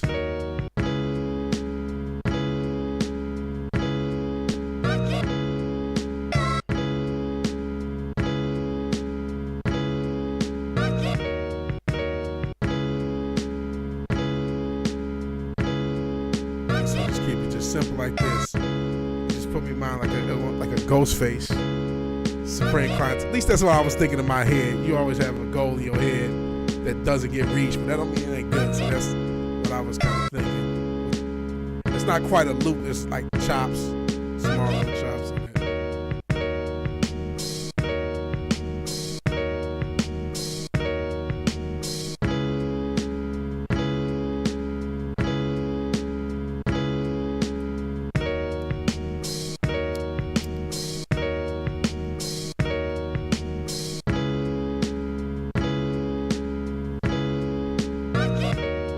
Yeah, that's what I'm going for, like some early 2000s, late 90s, chopped, but it's still kind of drums. Almost, I don't even want to disrespect Jay Dilla by saying Dilla-esque, but wishing it was Dilla with the little vocals coming in.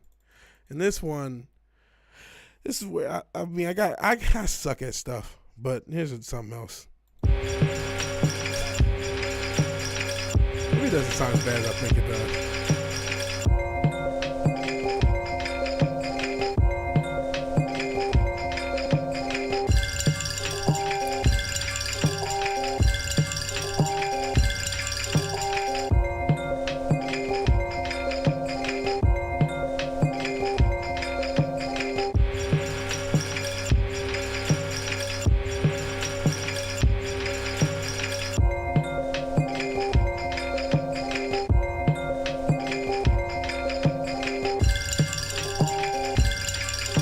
This one has a break in it, so this one, I like this one too. This is probably gonna be the intro. I forgot I'm not muted. This is probably gonna be the intro.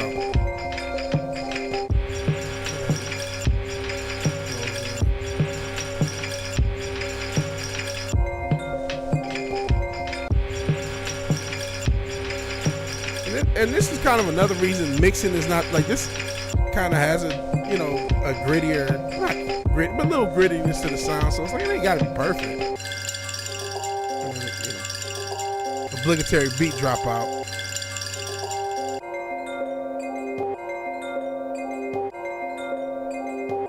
Well, you hear without the beat some of those chops. I don't know how to clean them up.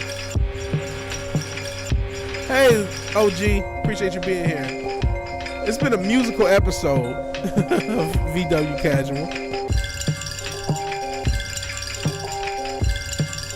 That's pretty much it. I'm playing beats that I'm working on for the hip hop project. I'm doing a synthwave project and hip hop project next year. And we were playing other people's music, Zombie Main's music, El Gordo's music, the Mannequins, his band had great stuff. And so we've been playing music, talking about music. That's been kind of the wave I'm on. And me talking about my quote unquote insecurities with my own music. Though I'm getting a Century Dildo seal of approval, so I'll take that. But this, that's the vibe we're doing. with this project. There'd be some with 808, some drumless, some with breaks, some with boom bap style drums. So that's my, because the next beat is like, okay, you've heard an Alchemist beat, haven't you? There was another one on there that I can't fucking find. That's the same way, where it just really the similar type of loops that he would find and mess with. Even though he's my favorite. My favorite musician right now is Alchemist. He is, as far as what I'm actively listening to on a regular basis, he is by far and away my favorite musician. He's my favorite producer. He's my favorite. I want to listen to his music more than ever, and there's so much that I've missed, and I am dry studying from Alchemist, dry studying from him right now. You know what I mean? Which I go through phases. There was a time where I went through a Kanye phase. I went through whatever, but right now I'm just like, I love the shit he's doing. I think it's just like some of the best shit ever. And then I also know there's nothing that bugs me more as a fan of music, where you hear somebody talk about what they think the shit sounds like, and you don't hear any of that shit. You think this motherfucker is so pretentious and crazy. I'm not trying to be pretentious and crazy if that's the case. Because you'll hear some artists, like, I would hear like rock artists that sound like regular rock artists, not new metal, nothing. Like, we had like little hip hop. Like, no, you didn't. No, you didn't, pal. You're not that guy, pal. So, when I say Dilla or Alchemist, and I'm these giants of hip hop production, I'm nowhere near them, but this is what I was thinking I was doing. So, I think this is the one. Let's see. Yeah, this is.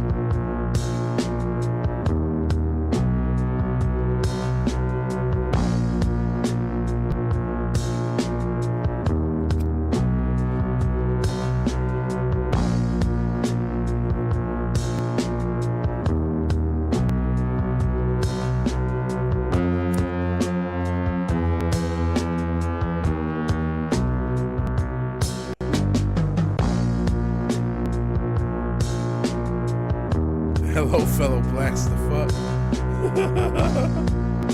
See, is that, but you see what I mean? Like, okay, if Alchemist would have found this loop first, you know what I'm saying? Like, it probably have a better beat. But he would have used it. Like, if Alchemist found this loop, or if he does have this loop, it's on the track. And then it kind of distorts here, which I might leave.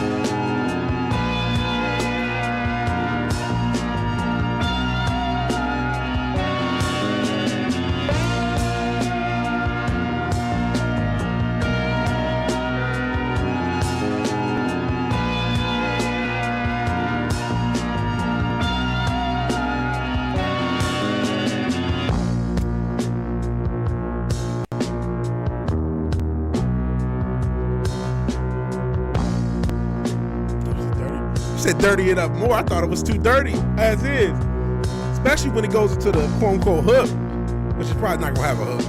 I don't know if any of these beats are gonna have a hooks, but it gets dirty. I'm like, man, and I can toss some saturation, saturate this bitch right now. So don't got Decapitator in this hole. I mean, because there is no drums. This is just the loop. But we can just, this shit live. Who time me to do that? We vibing, bro. Let's try this shit.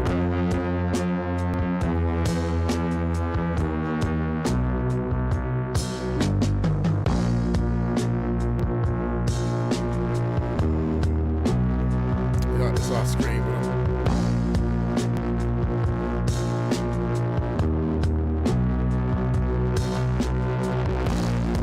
Probably too much, but.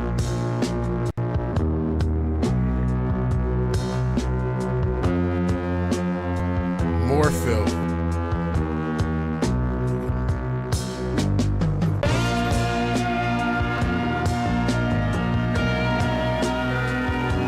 Really push this home. This is just driving it, but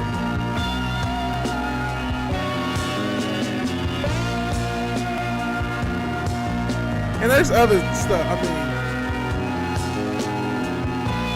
I'm gonna taste the cutter.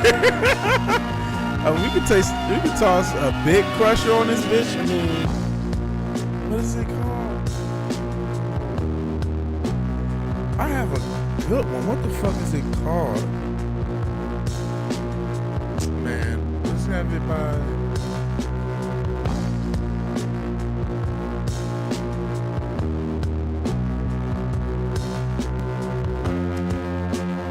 Fuck.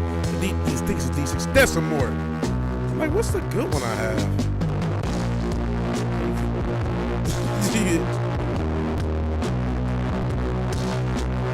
Try the preamp on that shit.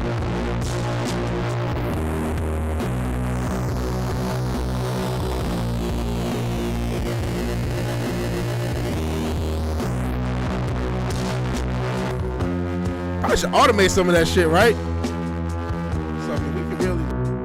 Do this shit, you know, you talking about dirt. It's the clean.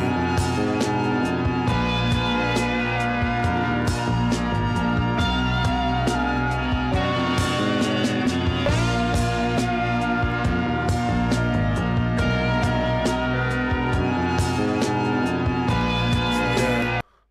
So that's the type of stuff I'm doing. That's there's another one that pushing in mind. It was like I was listening to a lot of Bodie, and I'm like, man, if ever he caught one of these beats, this would be the one. I'm like, please take this one, but I can't find that one. I'll try to look for it again. This I don't think I'm as far as with the other one. Oh wow, thank you, bro. Of this shit, which what I'm gonna do with this one, this is just the loop. I'm gonna have this ride drumless for a minute, and then have drums kick in. Kind of Big X the Plug style, because he makes and I don't know who, him or his producer, they got a lot of sample based beats with the 808. That's cold. So yeah, you want I already see what you want. You say fuck the soul chops, you just want guttural loops. But I'm trying to get variety, because I'm like, all right, one, I'm thinking of this is all still stuff I like. So and this is just the loop too. Like I said, we're gonna add drums, but it's gonna play out. A lot of it's gonna be drumless, and then the drums gonna hit. I just haven't felt like doing the drum program and shit. Like I said, we doing this in sections. So like my thoughts are like, I did not think I would impress you. You're such a tough fucking critic. But I guess we had the same taste, and you could just, you know, you say fuck the soul chops, which I thought that was one thing. I'm like, man, these are a lot of loops. You know, and I come from, especially being from Detroit, you're supposed to chop that shit. You know what I'm saying? You're really supposed to chop that shit. It's not just Dilla, it's Black Milk, it's Apollo Brown. It's a lot of motherfuckers. So you supposed to chop that shit. This almost put me in mind of a Smith's loop. It's a different artist. But almost sound like some Johnny Marr might do. But yeah, I'm gonna add 808s to. And I'm probably gonna cut some of the low end that's on it. Cause like part of me running through, I got a solid, like a nice compressor. It's like a G-Bus emulation, but it's a hardware version. And I ran it everything to that. I know it's supposed to be a bus compressor, but if all I have is a loop, and I'm not planning on, you know, some of the stuff I'm not adding drums to. This one I just played for y'all. I'll play it again. Not, you know, the one that I'm about to say dildo, pause. One that Sentient likes a lot. I'm not adding shit to that, except maybe some grit, which I got, you know. This I'm gonna add 808s to, but I'm gonna let this play out. And like I said, I was thinking of my man Big X the Plug, another Texas dude. Well, I'm not from here, obviously. I'm a transplant, and so that's the thought process with that. I can play some of his music, show y'all, but I don't think he'll claim me. And since you did those, you know what? Yeah, well, let's have a quick interlude between my shit. But this is where I'm going. This is the plan for the hip hop. And shout out to Tracklib. I mean, there's a lot of bullshit on there, but it's a lot of good stuff on there. I'm surprised not like how's not everyone using this if with sample clearance with them, because my whole reason for using this, they start suing independent artists. The whole thing is, well, if you ain't famous, then it doesn't matter. And that was true up until they sued my man for making 9 on my hip. And then it's like, well, if y'all gonna sue this motherfucker, then we're all fucked. You know what I'm saying? And then I think if I remember correctly, they were trying to bully him into a deal to get out of the lawsuit. It's like, y'all scumbags. And so it's like, all right, y'all got this site.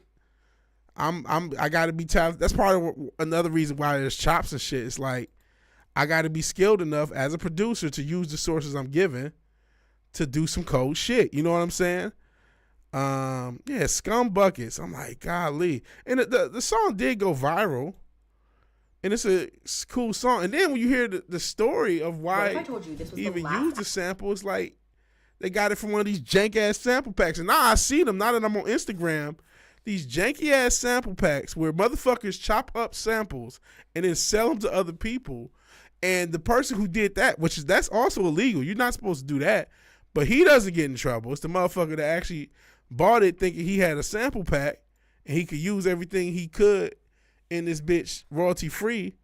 Well, that's the motherfucker. Him and his artist, they're the ones who get fucked out of the money and get fucked for their first thing. So it's not, this shows you how scummy the industry is. It's not just the scum up top.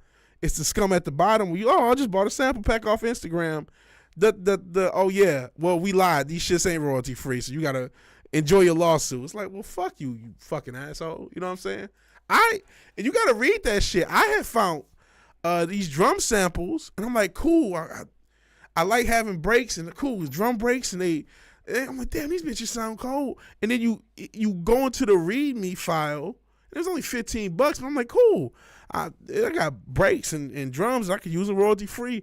And then it was some bullshit ass language where you're like, oh no, this person wants a royalty of the song if they fucking if it blows. And I'm like, fuck this guy. I thought this was royalty free. I wouldn't be buying these shit, so I gotta pay a royalty. I go on Fiverr if I want to pay somebody for the drumming. Bring back digging in the crates. I want to get back to buying records. I still got a lot of records to go through to find shit off of. Initially, I wanted to do everything based off records.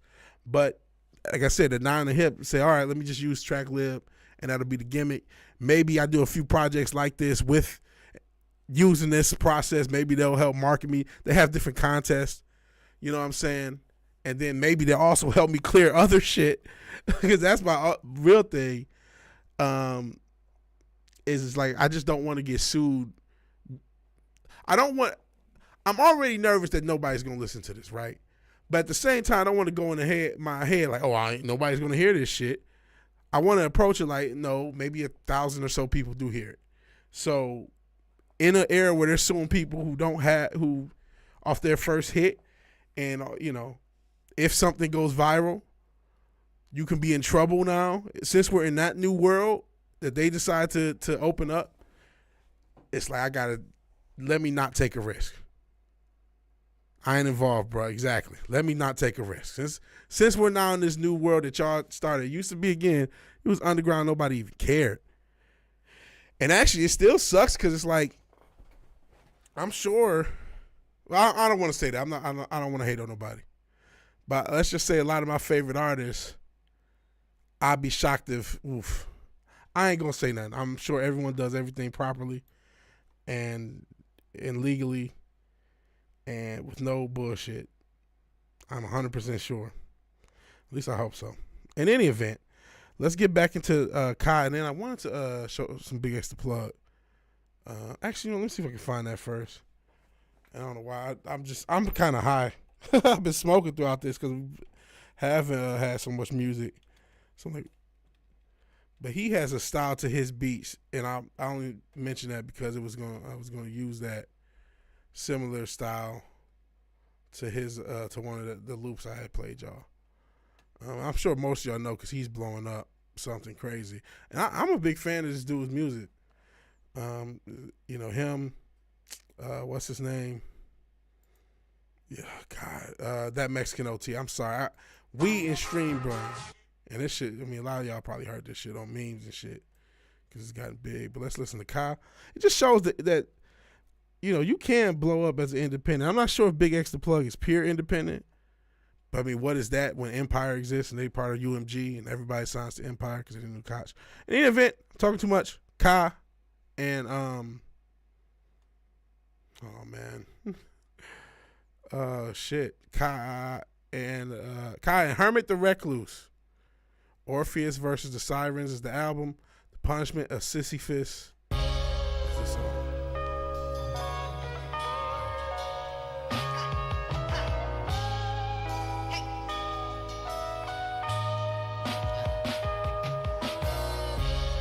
Inherited a ready-made plight. Was too heavy, not many made light. Come from regal people, fell from great height. To track back the royal, had to break night. Feeding my pride humbly, dreams that I die hungry. Did well not to fail, could tell C's relied on me. Relied on me. They come see, come shy. Want a world of superlatives? Come see Kai. Stay hopeful and broke through on my team. Try to warn you being watched by the unseen eye. Off innovation, off the mistaken is Orpheus. That man sing that he ran thing but couldn't walk with us.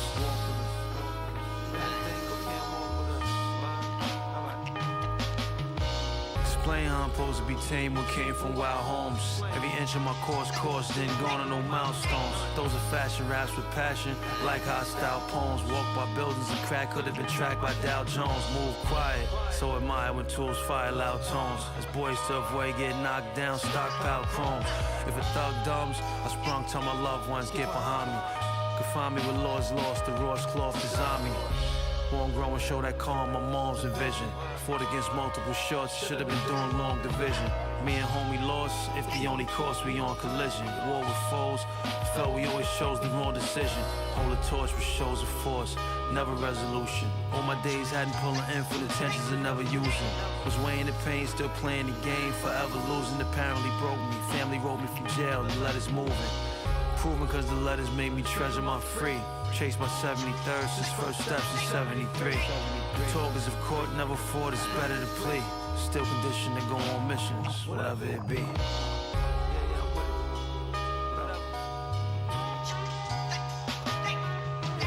Learned many lessons from women. The biggest was forgiveness. And possibly generosity taught me giving is the privilege. Thought for respect had to be the villain of the village. Cause the only ones chillin' was the ones willing to pillage. On for strong arm and too impatient to plan a heist. And how you handle fights determine if you man or mice. But soon taught this ain't true sport if you a fan of life. Start to gather what you rather, 6 feet or get hand advice. I choose the op to excuse a lot. Just don't deceive me, not at all spoiled. If hard boiled, never got over easy. Where it's clear it's never acceptable to turn to jakes. I impressed to you, become a vegetable or learn the stakes. Feeding my pride humbly, dreams that I die hungry. Did well not to fail, could tell C's relied on me. They relied on me. Feeding my pride humbly, dreams that I die hungry. Did well not to fail, could tell C's relied on me. Relied on me, relied on me. They relied on me.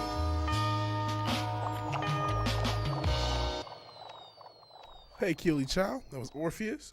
Living with opioid addiction can be a struggle. Yeah, a lot of people are living with opioid addiction. use. And yeah, so that was actually the Punishment of Sisyphus off Orpheus versus the Sirens. Kai and the Kai and Hermit and the Recluse. So cold stuff.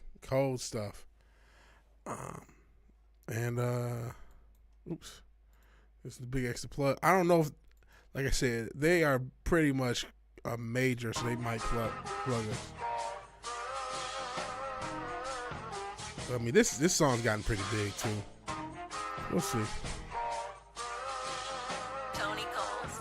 Hey, safe to say I'm the biggest, the largest. Been stepping on shit since my mama stayed in them apartments. Regardless, my daddy told me keep the heat even when I'm in foreigns. I'm heartless, cause these niggas is hating on me just because I'm the biggest, the largest, the biggest. The least I can on my riches for hard times. These niggas just mad cause they bitchin' my archives. Jordan came back for the 4-5. If you play then you lay right there by your own kind. Pull up a 4 in a loco, tell them run this bitch back like so-so. Got this rap shit here in the chokehold. Did a show out in Austin, shout out to Bobo. Moved out the trenches, now look how we live. Tell my BM to furnish the crib. Walk out the mall with some shoes for the kids. Deposit the checks from my bank full of M's. Paid up my rent, now I'm up for the year.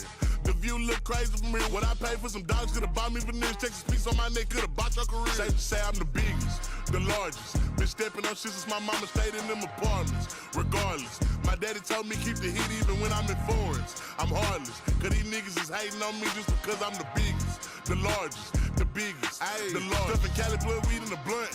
Let my little brother roll him a Dutch. My little boy get whatever he want. Madam T don't be asking for much. Pouring lean on the nuggets and runs. Spill the rest of that drink in a punch. Left wrist on some I had to stunt. Right rich, I just did it because 600 the labor, you know how we coming. Tell them niggas they ain't taking nothing. Standing on business, we shooting or punching. Hating ass nigga, go get you some money. I just got off a tour, finna go on another one. Album done, finna drop me another one. Couple M's, finna run up another one. Super Bowl ring, shit, I had to go double. Safe to say I'm the biggest, the largest. Been stepping on shit since my mama stayed in them apartments. Regardless, my daddy told me keep the heat even when I'm in foreigns. I'm heartless, cause these niggas is hating on me just because I'm the biggest, the largest, the biggest, the largest. Hey. This shit cold. I'm really fucking with Big X the Plug too. This is some of the inspirations, you know, Kai, Big X. This is shit I'm listening to. This is shit when, like, he had a project drop. What's it called? Take Care, ironically. And I'd listen to that shit when it dropped, man. You know what I mean? And, you know, shout out to my big brother. Hopefully he can also get some of that weight off me. He ain't Dave Blunt's bad. Shit. The Southern drawl. Yeah, he got a draw. He got a voice. He got the voice for this shit, bro. And he got the voice for this shit. You can't teach that. And he got the flow for it too, honestly. That's why I fucks with his music, you know what I mean? So like something like this, I want to try to add some of that type of energy. I'm probably, you know, I'm going to fail because it's me. But it starts off drumless. And eventually it'll hit, you know, that solid 808 Southern percussion will come in. That's the idea for that stuff. And then, you know what? I almost want to look more into him on air. Pause. Just his label. Because, again, we're in this weird place. And is it through Empire? Because it seems like everybody is through Empires. Like, you know. Because that, you know, that obviously I'm not going to do that next year. But, you know, if within 500 years of doing music, I would like to get to the point he is. Like, can you get to that point and not deal with, hey, baby oil time, do you want to be a star? Like, what's the point? What's the top of the cutoff point between baby oil time? Because I'm not doing the baby oil. I'll be lucky for anyone outside of y'all to hear any of this music, right? So let's not kid ourselves. But when you look at this, you know, up top, like, please tell me you don't need to get baby oil to get to that level. And that's he's at a high level. You see him on a lot of stuff now. You see different podcasts. You know what I mean? He's right on that cusp of mainstream. And that's just, I just want to get to the cusp. I don't want to go past it. So that's, and is it through that say 600 Empires, just the same?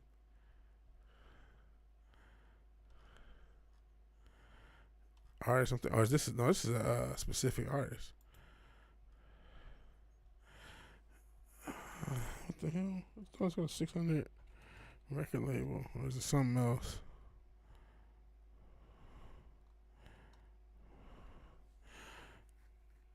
Okay, let me just look up. Let me just look up this. Do Wikipedia.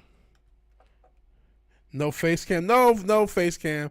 Prepping for stardom. No, I'm not getting any baby oil. No, we've just been messing with music. I appreciate you being here, List from Kick. I'm glad that works. Yeah, we've been just playing different music. I don't usually use a face cam, and if I do, I use a mask because that's the whole character in VigilanteWilliamson. Breathing loud. Do I breathe loud? I've been smoking, but have I been breathing loud this whole time? Y'all nice for not saying nothing. I appreciate you letting me know, Liz. Loud as fuck. Damn. Well, I gotta get in shape. I don't want to be Dave Blunt size. I don't want to be Big X the Plug size, even though we looking at him. But talking about, I ain't prepping for stardom. I'm prepping to not be a star. But apparently, I ain't nowhere close. I'm breathing loud as fuck here on Kick. See, y'all just got ear blind. I've been damn near dying this whole time. God damn. Well, thank you for keeping it real, List.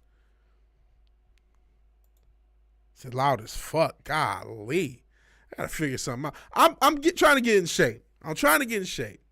I went to the gym yesterday. I walked, and then my legs start hurting. I'm still trying to balance it. I'm still trying to eat better. So this dude, he's 26. I'm about to use United Masters. Guessing the best distribution process. It just says United Masters. That's like a late. So I mean, on the surface, he had a gold project completely independent on the surface. I thought he had a label called 600. Okay. It just said United Masters. Maybe he signed to the actual thing. I didn't know that was through Steve Stout. They also have a distribution thing where you can Stevie Stout. Something knock Stevie out. I didn't know that was him. Cause they have what you call it? You can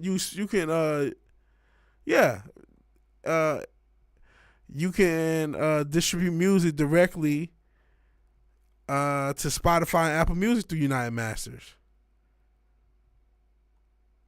So there's just so I was going to use them as instead of and that's through Steve Stout. There's no way out. Just pulling my dick. Shit. Nah, it's the real shit. I gotta get in shape. I'm ready to die like Biggie in his prime. I appreciate you being here, bro. Appreciate you being here, man. We don't get too many on Kick. Even though I got like 30. I've been on Kick. I've been doing these multi-streams for like a year and a half. Even though most people just watch me on YouTube. I'm just now got it so the whole chat can be seen on multiple platforms. And yeah, middlemen everywhere. The music industry just don't stop. It's just evil. There's no way to get around the evil. There's no way. But I'm trying to see how high you can go without at least having to go through baby oil. But yeah, nobody shows up on Kick, but we got 35 followers. So I'm like, how the hell 35 people follow me, but no people? You see this bot that's there. I just leave them there so at least it ain't blank. You know what I'm saying? So shout out to you being on Kick. We're on Kick and Twitch and YouTube, but people only show up on YouTube. But I still show the other platforms because why the fuck not, right? Is my stream even working on Twitch? What the fuck is going on here? Because I don't really be checking it. Now I am. Okay, it looks like it's working. And yeah, just the logo and the thing. One thing is trying to think about marketing yourself as an artist. It's so much easier. I'm glad I use the mask, man. I don't even care if my real face goes out. I'm still using the mask. It's just so much easier to not, like, if you record a video, it's like, it's not really me. I mean, it is. It's my fat ass body breathing all hard, but it's, you know, people don't see my face. And I'm sure if you knew it was me, you would know it was me. But, like, it's like, okay, I don't know. You get to hide away from it. Do the music first, worry about marketing. Yeah, that's what you're supposed to do. But I am what I am. And I'm trying to do that. I'm not, but I am starting to, like, think about that. But I just got to finish these projects. And let's go back. I still got some more stuff to play, y'all. I was playing everybody else's music. Might as well play my own. And that's another I need to get in the habit of showing y'all. To, you know, as Rich Rich said, going with Japanese chicks. No, we're gonna be Indian chicks. It's gonna be whoever, shit. Whoever, man. Where we at? Let's go back to the doll. What is this? Oh no, this is the loop I had. What is this? Let's find out together. I'm gonna put my headphones on, and then we'll go through some more stuff. Kamala Harris Bunny. maybe young Kamala was cute. Shit, people was going for current Kamala. Okay, I'm probably gonna add some boom bap drums to this.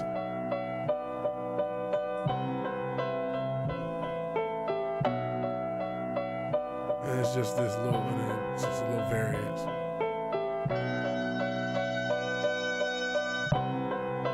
And I can clean that little chop up, but that's probably all this is gonna be with some boom bap drums. Boom bap Knife Wonder 8 style drums. Like, okay, trying to do that classic loud snare. and the hi-hats and the kick style of that. And I probably need to clean this up. So, yeah, I mean, with a lot of this stuff, like I said, I did use a compressor to process it in to just give it a little something on the way in, and then use the SP303 and the vinyl sim and that compressor. But I didn't use too much of like the wow and the flutter. And just to give it a little, because, you know, I tried to grit it up. Because that's one thing when using the iPad. I mean, shit is super duper pristine clean. And that while that is, for some things, absolutely excellent, you like, yeah, I want a little character. A little nostalgia. So I'm trying to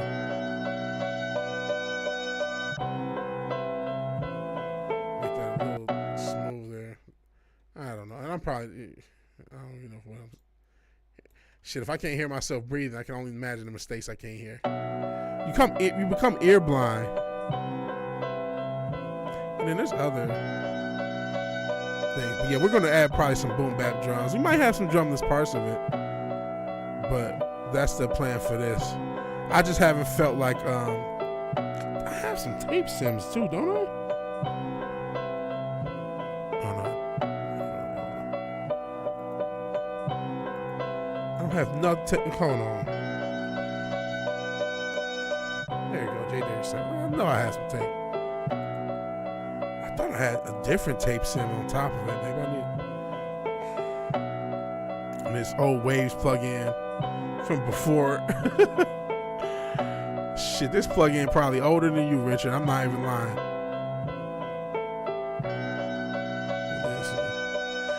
I'd rather mess with the wow and flutter with a plug. Certain things I'd rather do with a plug-in.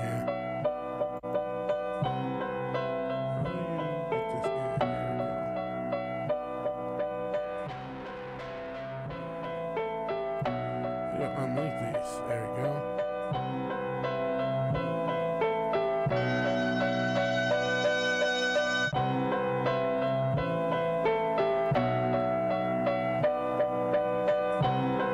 I'm just messing around. I don't know if I'm gonna actually do this. You know, one step at a time. Right now, we're in that loop finding. We're in pre-production with this one, and then we can go back to the synthwave beats y'all want. And we're, you know, some of them are further along. One is already a complete song. And I can play y'all stuff. I can play this, and that probably another one. I'm gonna add 808s too. It's pretty simple. There's more than this. There's a lot more. If I can find the ones, I mean, I can just start pulling up other ones. That's a video. This one's wrong. See, I know with these. What is this one? Oh shit! I haven't even.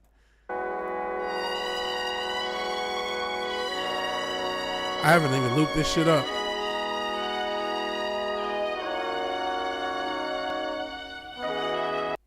So I gave more than I needed to be able to loop it up to just something like, I probably want it right. So it's not even a loop yet.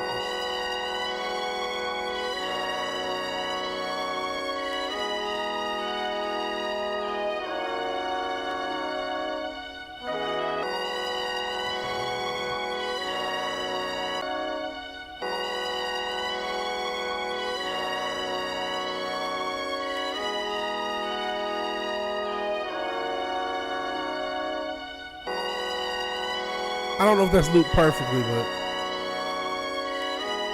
I'll copy the part out like it is. And then this is something I'm probably also adding trap drums to. I mean, you could ride out with the loop and just like there's no percussion. There's no percussion. But that one probably won't. You said psychedelic trap, baby oil lyrics, no baby oil for nobody. So it's like stuff like that. Like I said, I haven't even organized this. I'm just trying to go into my recent projects, but I don't feel like it's showing me all of them. What's this shit? So I'm just gonna look with y'all and just figure out what we got. Oh, this is chopped up.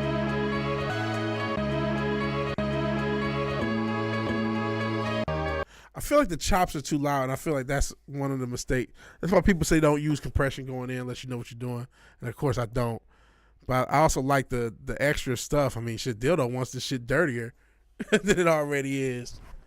And so I like the extra character it gave, so that's why I did it. And on some things I don't regret it, but with some of the chopped up stuff, it makes the chops very like harsh. But I mean, when you add drums, that might not matter. It might just be percussive and just add a little something.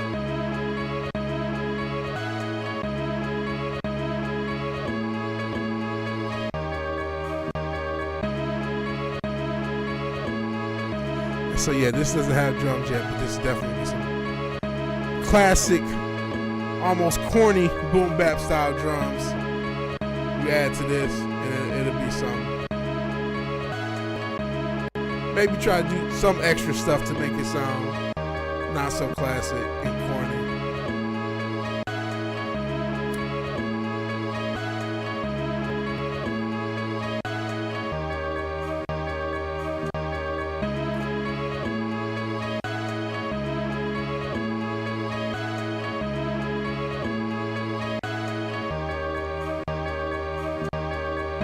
So, you know, again, it may like, okay, that sounded just like chopped up mess because there's no boom bap drums kind of bringing the rhythm home. And it's similar with this. Some of the stuff is like, I mean, for some people who listen to music, and if you like drumless music, you can probably catch where the loops and stuff. But it you know, without the drums, without the drums on some of these things, it's cool. It's as intended. Without the drums on other parts or other little beats, it's absolutely not, and you kind of need the drums to even make sense of it. Is kind of what I'm saying. I'm trying to say. You can see some of the video titles and shit like that. I just name them fucking whatever. Just trying to not open up the same thing. You chop and screw it. That's another thing. I didn't even think about that. Even though I do want to, a lot of this stuff is sped up or same pace. I do want to slow something down. This is the other one that I'm like, man, I knew Bodie James. I'm like, could you please rap on this, please? But I'm going to try to do something with it. But like, if you like this beat, you can kill this beat, you think, specifically. I got to try not to rap like Bodie over this shit. That's my goal. When I rap, don't steal from Bodie. Because, okay, I can steal from other producers. Because I'm stealing from like a bunch. But I can't steal from other rappers. I still got to be me. Hey, Not the Father. Became a sponsor. Oh, man. Thanks, bro. He's not the father, but he's sponsored. I don't even know what that is on Stream Elements. I'm keeping it 1,000. I mean, whatever it is, I got to provide it, huh? You just showing up. We playing the music I've been working on. These just the beats. Some of these is loops. Like this is, you know, it ain't gonna have no drums. I'm just riding out to this. I mean, it may be further processed. You know what I'm saying? I may try to beef it up or do whatever. We'll see that. We're not in the mixing phase. We're in the writing lyrics to these beats and making these beats in the songs phase, and then adding drums to the parts that need drums. We're transferring from the loop. And I don't know if you can hear me over the music. Man, Not the Father just became a sponsor. Thank you so much. I can't thank you enough. I don't even know what sponsor is on Stream Elements. I'm going to try to do my best to uphold your sponsorship because I appreciate any kindness, man. Any kindness. This has been a musical episode. We played a lot of Zombie Main's music. We played El Gordo's band, The Mannequins, and he's a great voice, and they have a great band. I believe they're in a not quite together phase because of, I think somebody moved away for a job. If I remember correctly, because it's been a while since El Gordo told his story. But he has really good music. We've been playing that, playing some independent hip hop, and then playing my music that I'm working on and putting together one of 2 projects next year. This is the more hip hop project. Hey, Real Wade, appreciate you being here as well. And so for something like this, I'm kind of telling the story of where I'm at. I'm in the pre-production going into the production phase, basically, of the hip-hop project. And in the production going into the tracking phase for the Synthwave project. And the plans to release both of them and then get in the habit of regular releases until the end of time. You know what I mean? Until I'm 155. And that, because that's the real thing I need to get over. Like, listen, this is not just, you do want to do the best you can short term. This is a long term thing. It is too cheap, and I have too much equipment, and I'm too able to do something that I love to do and wanted to do my entire life, which is make music and release it. So just do it. Why would you not? You know what I mean? And to do so regularly and to do so without, I don't need anything but me. And obviously that's not true. I need somebody to help me mix this shit. I need somebody to help me master this shit. I need somebody to help me market. I need all that shit. But to at least give it a go and put it out, I can at least do my best. Let's see a couple things. I'm sorry if I'm ranting and missing comments. I feel like I am. And you guys will see. So Not the Father became a sponsor. Yeah, it became my sugar daddy for real. Hey, Real Wade.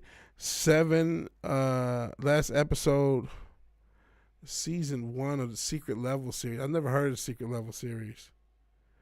Leaving the girlfriend's apartment, she fell asleep and I dipped out. Taking a drive home. Watch Kings of Tupelo. Netflix, $5. Oh man, is this a super chat?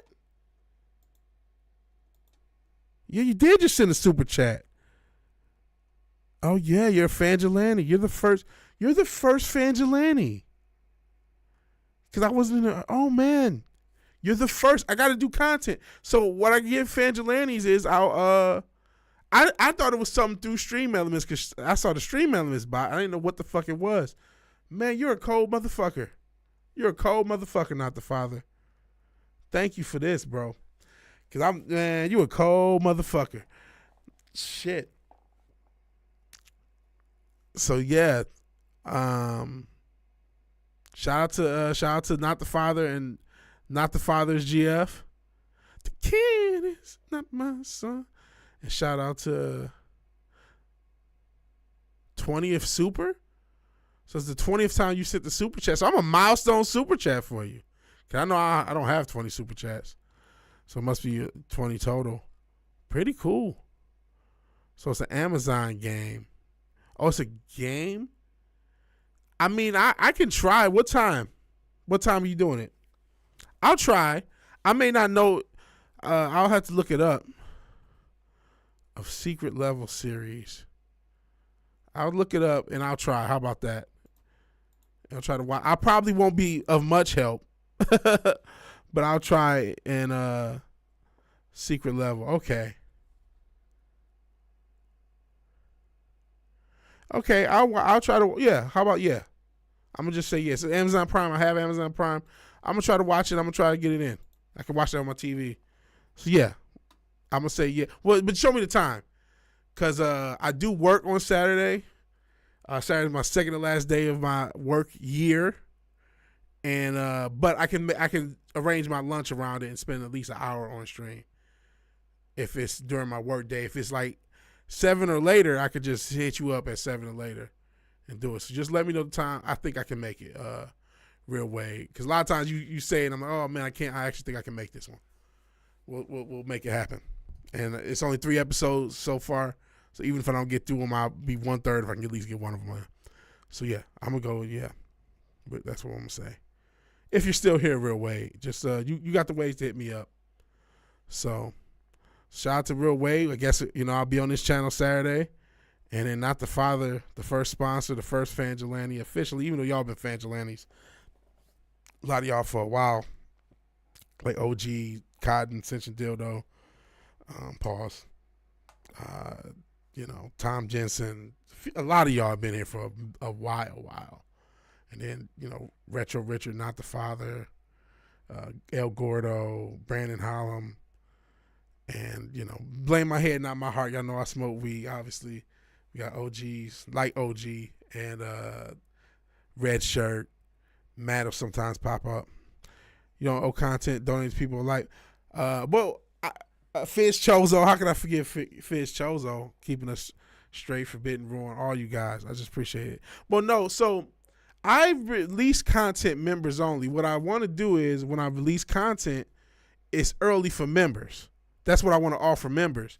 So it's an incentive to make, no, I appreciate that. You need to incentivize me. So now I'm like, okay, I have a reason to make more content. I won't feel bad so long as, okay, you got some early videos. If you didn't get to them, cool. But if you wanted to, you could watch something earlier than everybody else. That's what you paid for. Because I do got to deliver a service. I don't understand why people sub to Twitch streams. I don't understand. And it's cool. I'm not saying I haven't done it. Ironically enough, y'all know I used to support Eric July for the longest. I was sub to him on Twitch and YouTube for the longest. Even after I stopped watching, I just still was. I'm like, It took me until once we found out about the demons. That's when I think I did it maybe a little bit before that. A little bit before that, honestly. But it's like I was actually supporting him, and I didn't even feel. I just was support. You know why I was supporting him? I'm just keeping it 1,000, because he was a brother. I was like, you know what? He's a brother, which is probably the reason most people did. Let's keep it 1,000 too. But I was like, man, he a brother. He's out here in these streets. He's making original content off the dome. Fuck it, I'll give him a few bucks. I'll give him some money that I would otherwise spend on some bullshit. And he's not, and he's not gimmicky with it like a Umar. You know what I mean? He's just a brother. I mean, he is gimmicky because the gimmick is he's a libertarian conservative. Obviously, the gimmick got more apparent as it went on. But you know what? I was in his gaming streams where he would game and he was cool. He's a cool dude when I met him. You know what I mean? This is the culture war got him. You know what I'm saying? He was a cool dude. I promise you he was a cool dude. I'm not saying he's not now, but the culture war got him and the status got him. The status got him. You wouldn't know who the Soska sisters were to the Ripperverse. Oh my God, those demons. I wouldn't know who they were either. The status got him. Shit. I was just talking about no baby oil. We talk about conspiracy theories, right?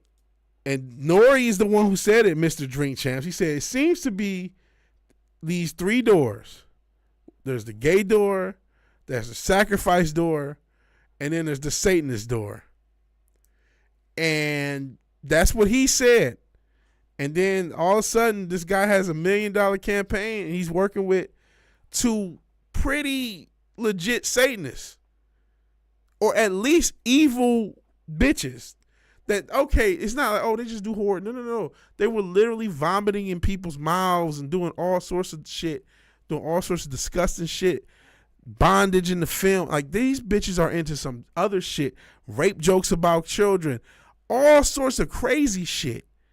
And he co-signed for the shit. That's the shit. All the politics shit, I ain't got to agree with him all the damn time. I agree with him some of the time. He was dead on through the COVID process. He was dead on.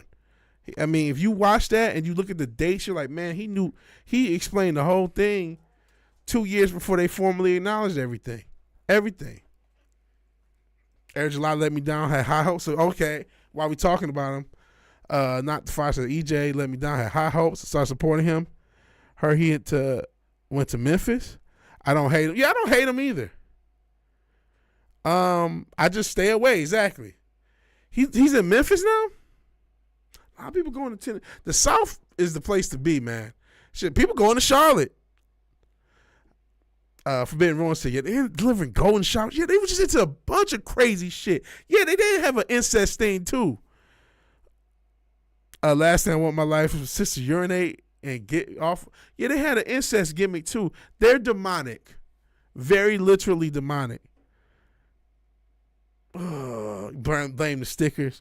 Yeah, even though for the sake of that sticker guy, man, that's not a good idea to get in the habit of doing that. Just because a lot of the places he was doing it are public places.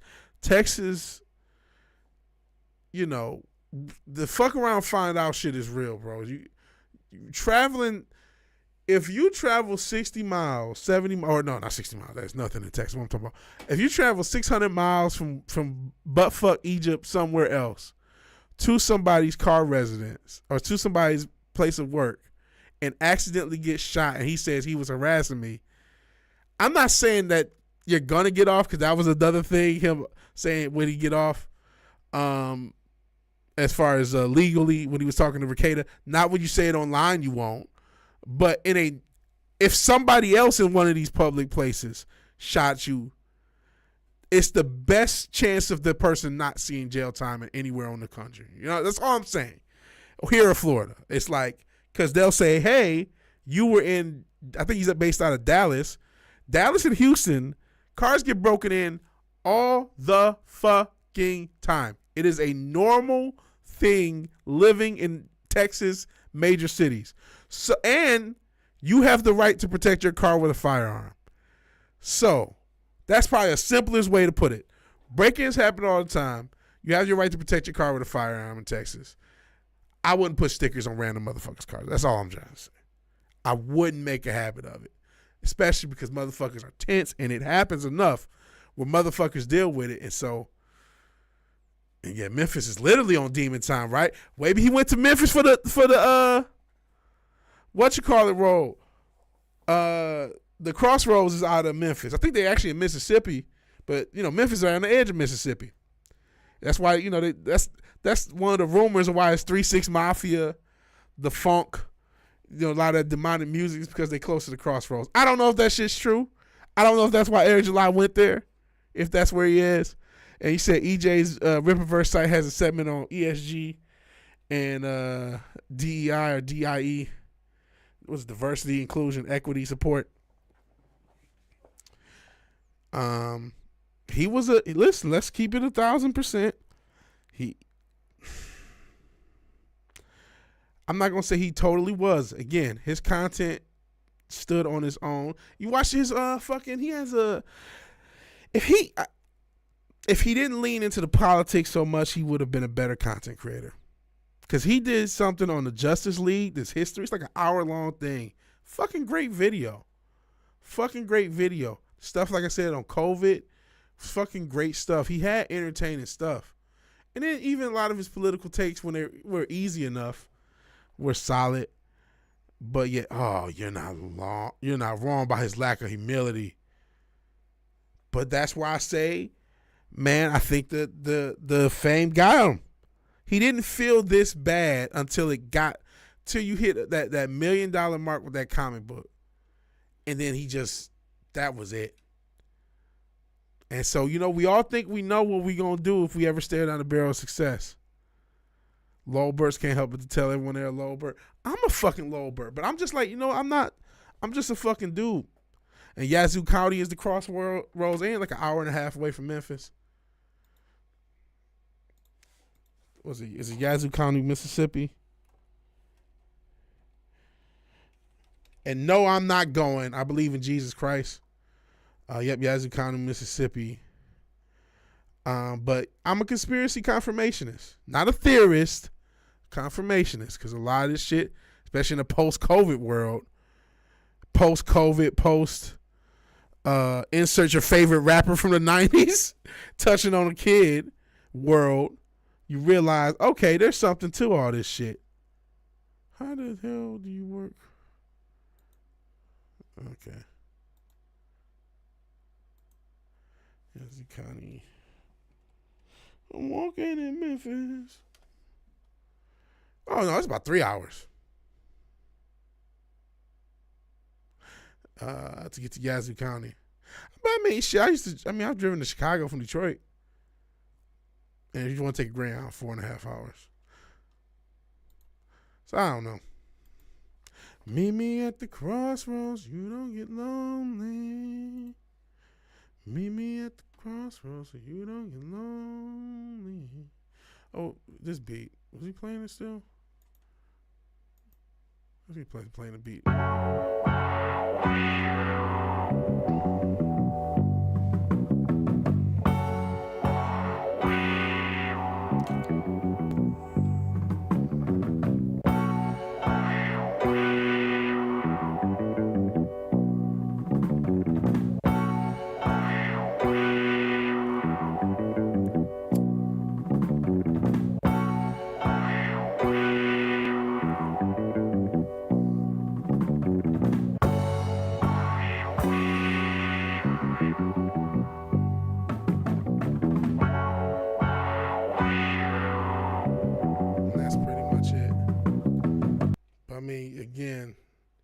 clearly heard the Alchemist beat. And actually, there's something I wanted to change.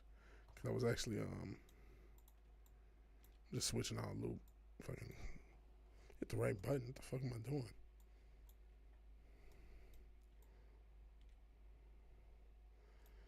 Just make sure it goes.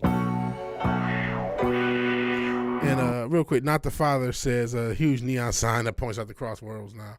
Oh, Jesus Christ. It's the American way. Make it a fucking, hey, this is a place where you can sell your soul to the devil and die. Put a fucking tour sign in the goddamn gift shop by it. It's the fucking American way.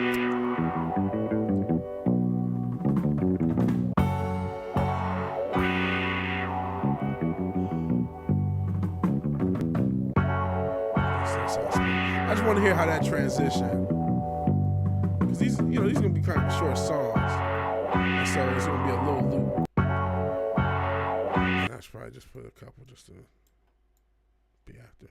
There'll probably be some of these short songs, and actually I need to do something for the intros. That's another thing I need to work on. But okay, I'll be rapping here. This is where the quote unquote hook may be, if there is a hook. But just having to go back to this loop. And then come back with this loop later as an ending thing. And I don't know how many bars is this. 4-bar loops technically, because I got in double time. Yeah, those are actually 4-bar loops, but really they're I think of them as 2-bar loops, but just for anyone in the music, it's 155 BPM. But when I'm rapping, it's going to be like 78 or whatever BPM when I'm thinking of it as far as verses. So I'm looking at these as these are actually, each loop that you see a different color is a 4-bar loop technically, but I'm looking at them as 2-bar loops as far as a rapper. So this being, even though it says 33 from this point here, let's just section it off. Oops, thought you would zoom in properly, but I forgot it's based on that. So this represents technically 32 bars, but I am going to rap 16 bars of rapping over that. And that's because of the BPM thing, which I didn't start to do. I used to, like, back in the day, I would have put this at, and if I do it now, it'll fuck everything up, so I'm not going to do it. But if I put it like 70, whatever 75 is, or whatever 155 divided by 2 is, it's like 78 or something like that. I can't think. And so that's, talk about music, it's a little soft technical thing for anyone who's never done music before. It started when trap happened, where people put their beats at double the actual tempo, and I just gotten in the habit of it now. I used to put it at the actual tempo, but now I just do that. And I mean, I guess there's some of the advantages of, okay, why would you do that? So now let's say I just want to section off a part, it'll work, and I guess it could work at another tempo too, but let me just see. Like I just sectioned the part off.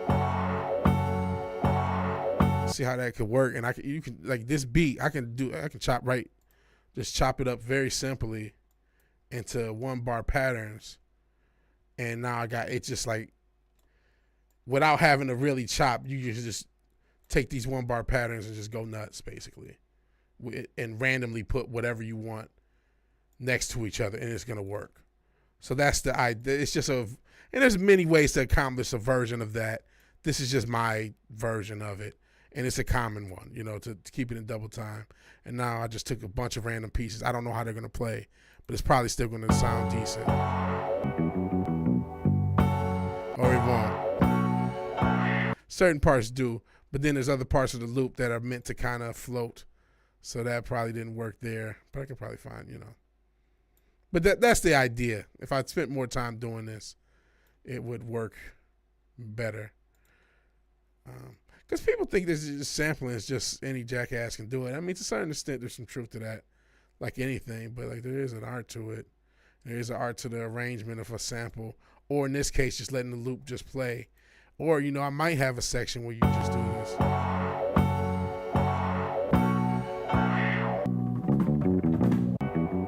See, and then if that, I may loop up and maybe end with this one. And then if I wanted to So this is basically me making it without even knowing what I'm doing. Like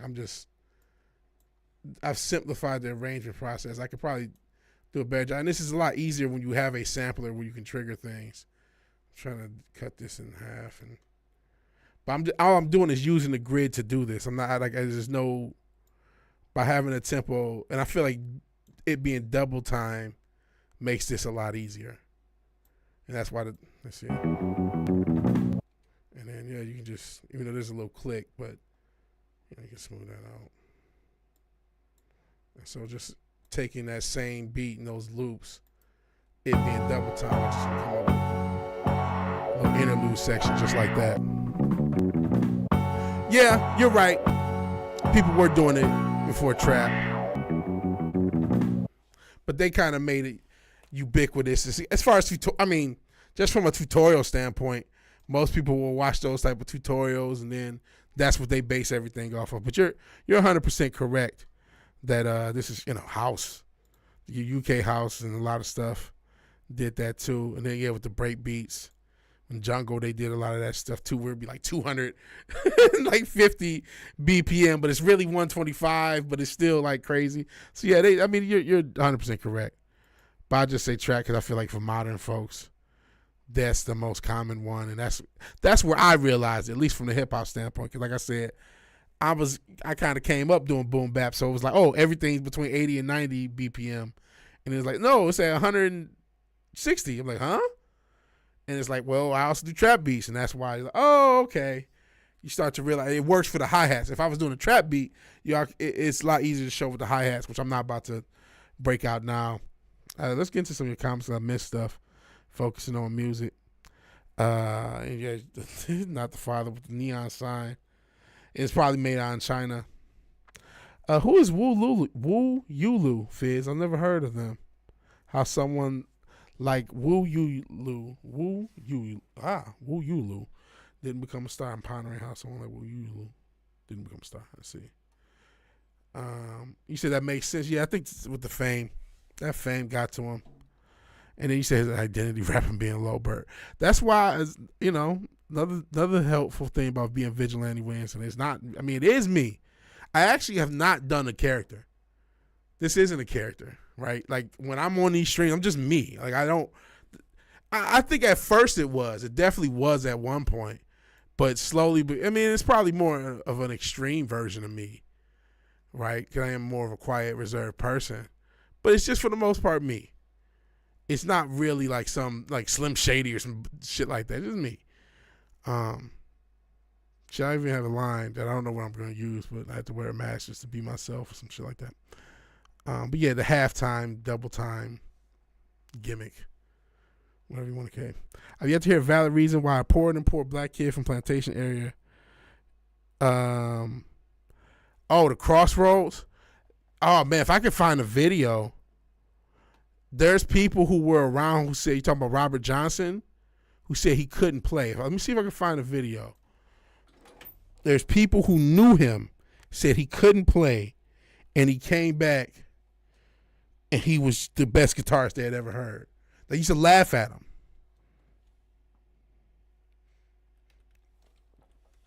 I'm going to see if I can find...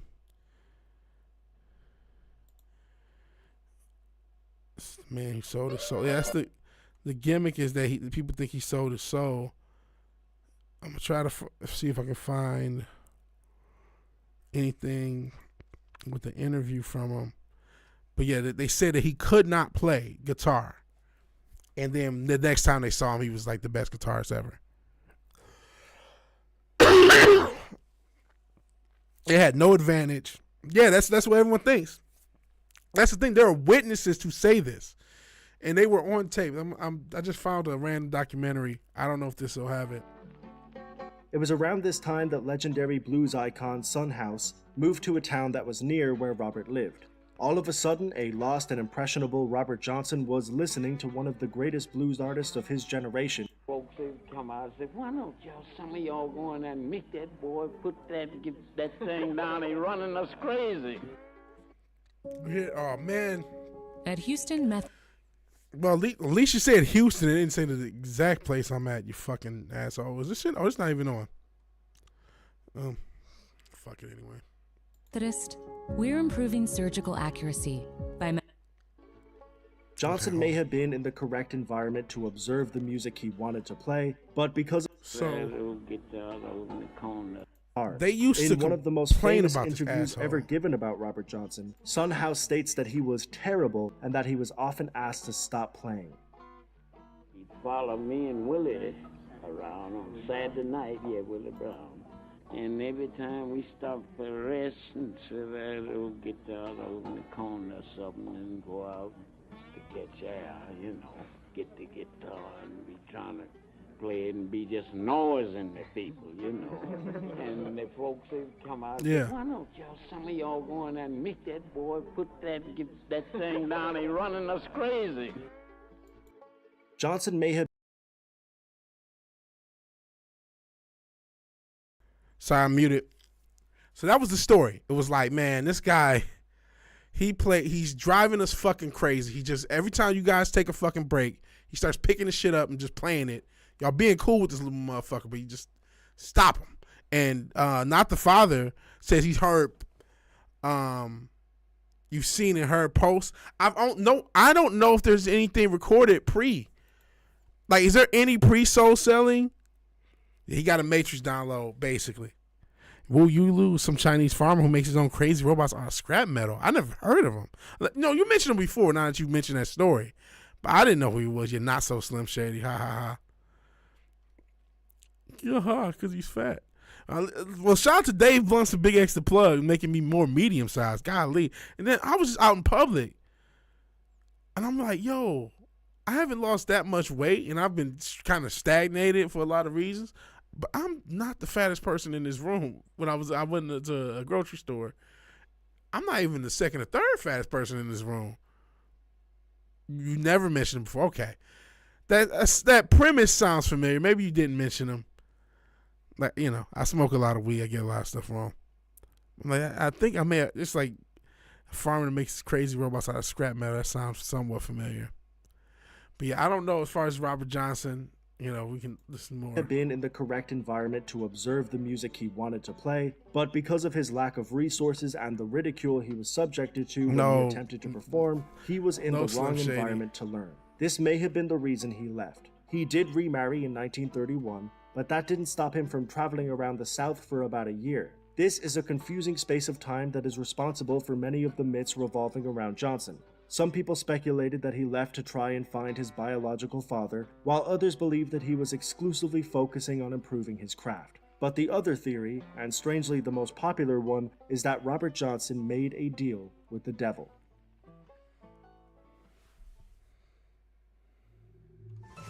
So I guess there was a year of time of him leaving his hometown.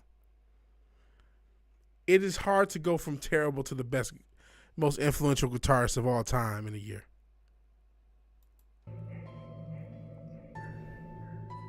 The story goes that Robert Johnson went to a local crossroads with his guitar before midnight. You mentioned Nathan Copeland. Started Okay, fair enough. And at midnight, the devil appeared. The devil took the guitar.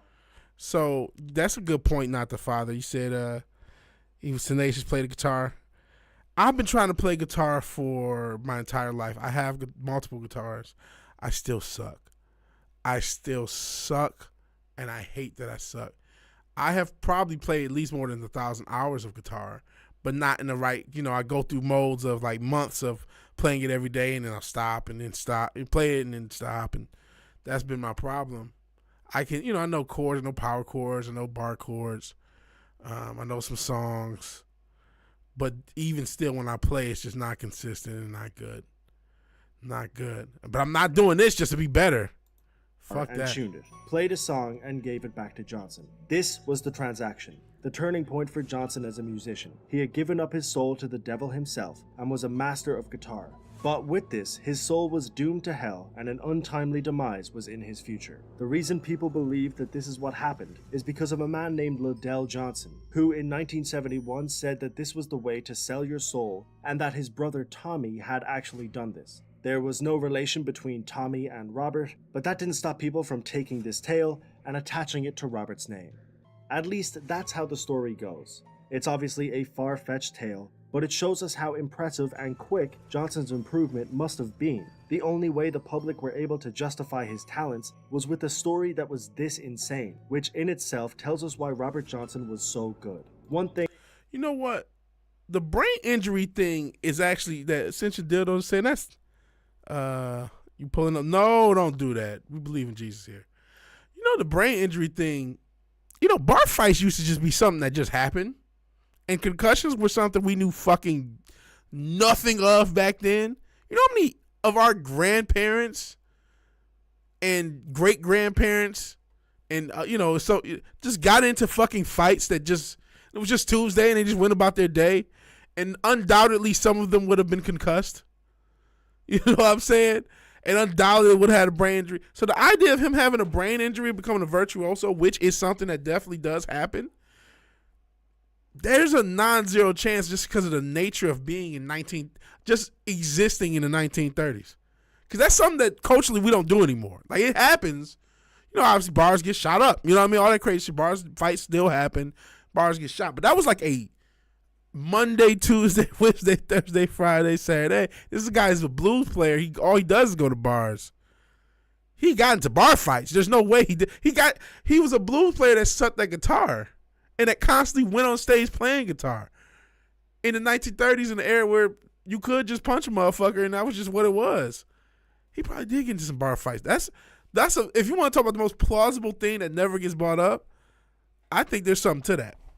Essential Dildo. That's an actually great theory. And nobody says that'll never be a theory because Sell Your Soul to the Devil was a lot more sensational. But when you think about it, you're like, yeah. If you're old enough to remember, you know, I'm old enough to remember like as late as the 2000s and even the 80s and 90s when, again, bar culture and bar fighting was much more common. Not saying it's a good thing, it just was. And just fights in general that humans got into conflict. Now we just talk shit about each other on the internet.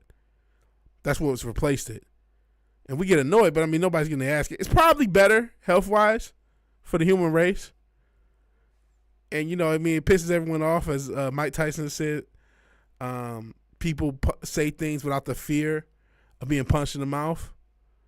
But I go, again, people did used to get just fucking punched in the mouth all the fucking time. So maybe he got one of these incidents, him fucking up guitar, somebody fucked him up. And, you know, there's no concussion protocol in 1931. He just, I got knocked out yesterday. I'm going to just go today and again keep practicing. And eventually he's like, oh, shit, finally can do this shit. Maybe that happened. Who knows?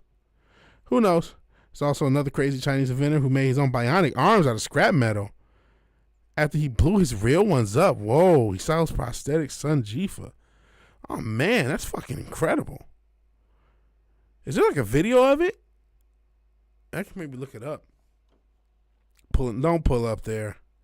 Like I said, one, this evil, and two, it may have just been like a traumatic brain injury, or he came from a family that, because, you know, there's other art. Dave Mustaine says, you know, he didn't really practice. He just was good at it initially. Maybe it just clicked, you know. He understands it now, as the kids say. He just had that moment. Or maybe he sold his soul to the devil. I mean, a year is still a short amount of time to get so incredibly good at guitar. But it's not too short, right? It is, if you play every day, multiple hours a day, it's definitely in the realm of plausibility. Yeah, he absolutely got in the fights. He absolutely got in the fights. I learned guitar by sneaking and your uncle's guitar out of the case whenever you visited. Finally gave it to him because he couldn't play. I see. I have a guitar and I'll play, but I don't get it. Like, I'm a little bit better at keyboard, but I still fuck up with that if I'm not practicing regularly, which I haven't been. Yeah, there's cases where dude went to a coma before he woke up. And then, went to a coma when he woke up. He was a virtuoso pianist. He never played before, yeah. I always wish that shit happened. I wish I could install that. I'm not going to take Elon's brain chips to do that, but I wish I was a better pianist and better guitarist. But yeah, there's no way he can be in the birthplace of the blues and not get in this fight. You mentioned Kevin Warwick, who had a neural interface since the 2000s. I do remember that as well. let's and I may be mispronouncing this guy, Sanjifa. How long have we been going? Oh man, we're almost 3 hours. We're probably gonna get out of here. So apparently I did look at part of this.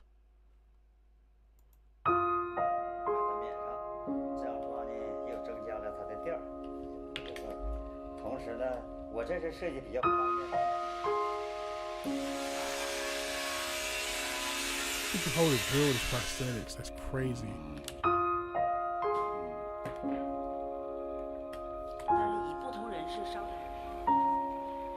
第一代只能是为了吃饭，第二代呢是能拿东西，第三代就运用力学知识来制作。 That's incredible. Just doing it itself.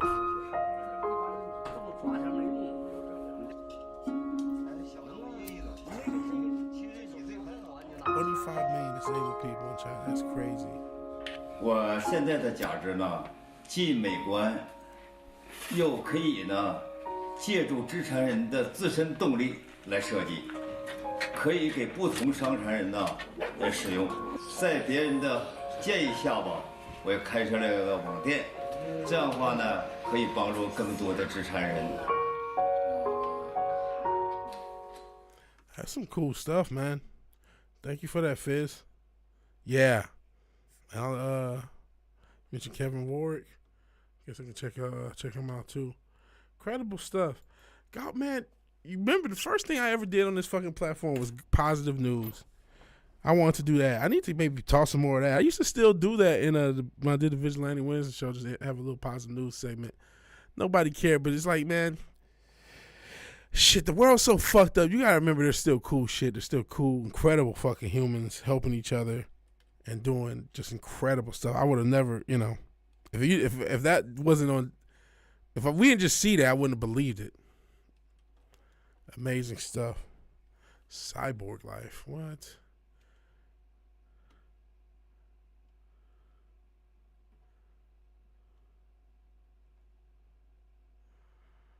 So okay, that's yeah, damn.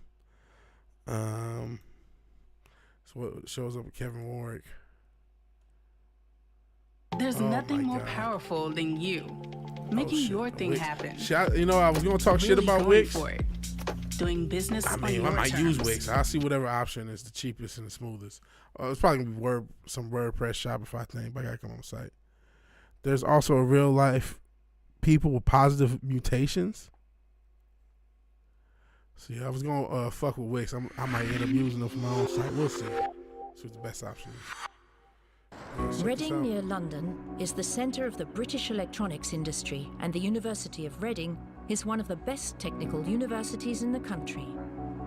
This is a biological brain with a physical technological robot, so it's a different type of cyborg, part machine, part biological, part human even, if it's human brain cells we're considering. Learning for a while, and now we'll put the green one on.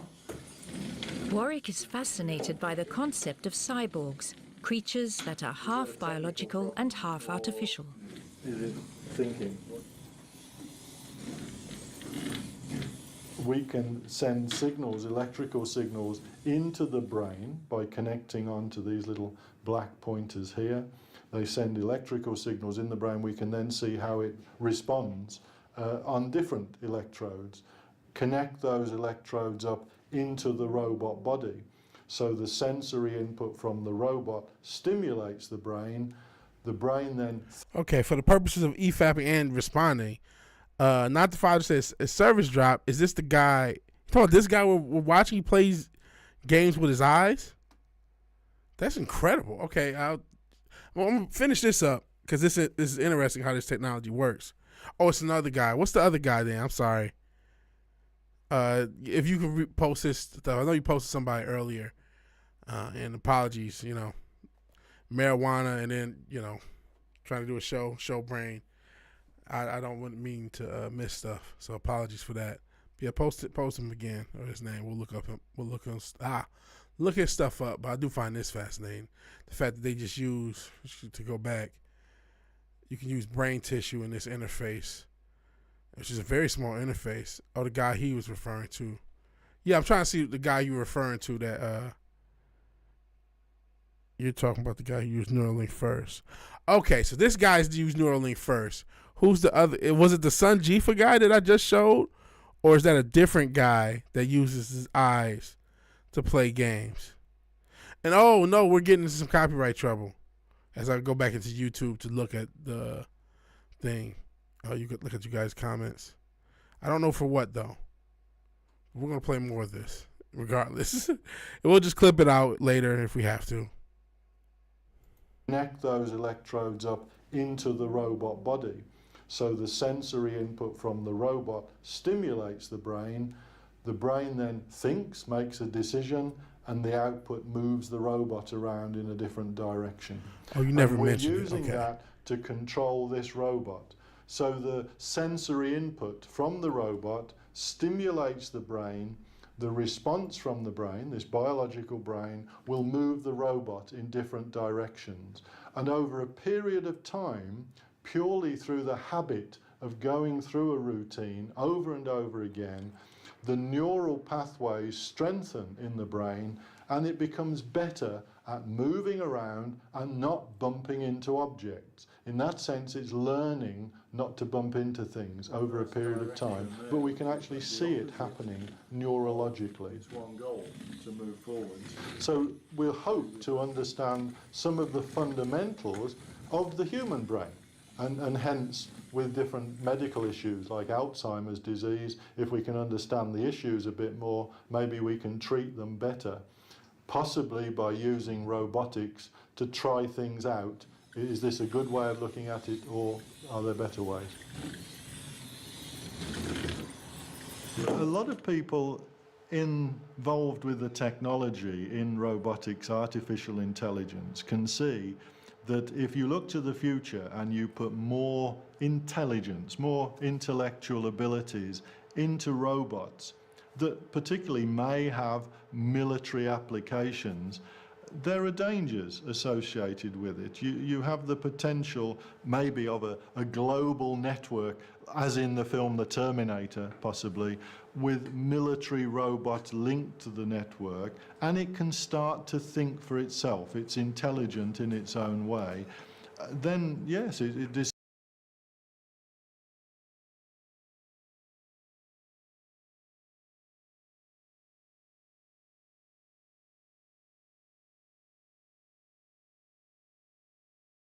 Okay, I have to pause more because they're fucking with us with the copyright stuff. So I'll try to pause more because I do want to get through this. This is fucking crazy. I'm sorry. Yeah, I know I'm muted. I'm not anymore by the time you guys see this. Oh, man. So, okay. Don't know how I feel if I need it, but I don't know how my belief of having a soul meshes well with getting Neuralink. At one point, do you become something else? Very good question. And, you know, I was reading that and watching this. I also got the idea of like a superhero character using this technology. I mean, they had Cyborg, but the premise popped in my head as I'm watching this. So that's that. And then the way this technology works, the fact this is pre-Neuralink. This is a guy who basically came up with Neuralink before Neuralink. And I'm sure there's other people who are neither him or Elon Musk who have their own version. Just that this technology is here where you can interface technologically with just your brain and cause other technological things to happen. And I mean, at what point do you become something else is an incredible question. And it's a question that we need to answer. And this is why. Imagine when these hybrids start demanding inclusion. So when the AI robots came out, my brother said these things can't have rights. Well, at what point are you a robot or are you a human? That's going to be a relevant question. Because we're going to have robots. Let's say it's technologically available. And you now have an elderly loved one. And you're well off. You're financially, you're beyond well off. You're incredibly wealthy. And you know what? They have these robots And with the technology, even though the body's going to break down, you guys already know where I'm going, we can still preserve your grandfather, your uncle, this individual by letting their brain interface with a robot body. So is that a robot or a person?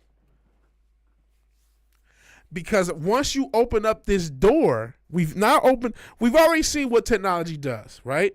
You open up the door, and then over the course of however many years economically resources, because that's another driver of what technology gets done, it explodes.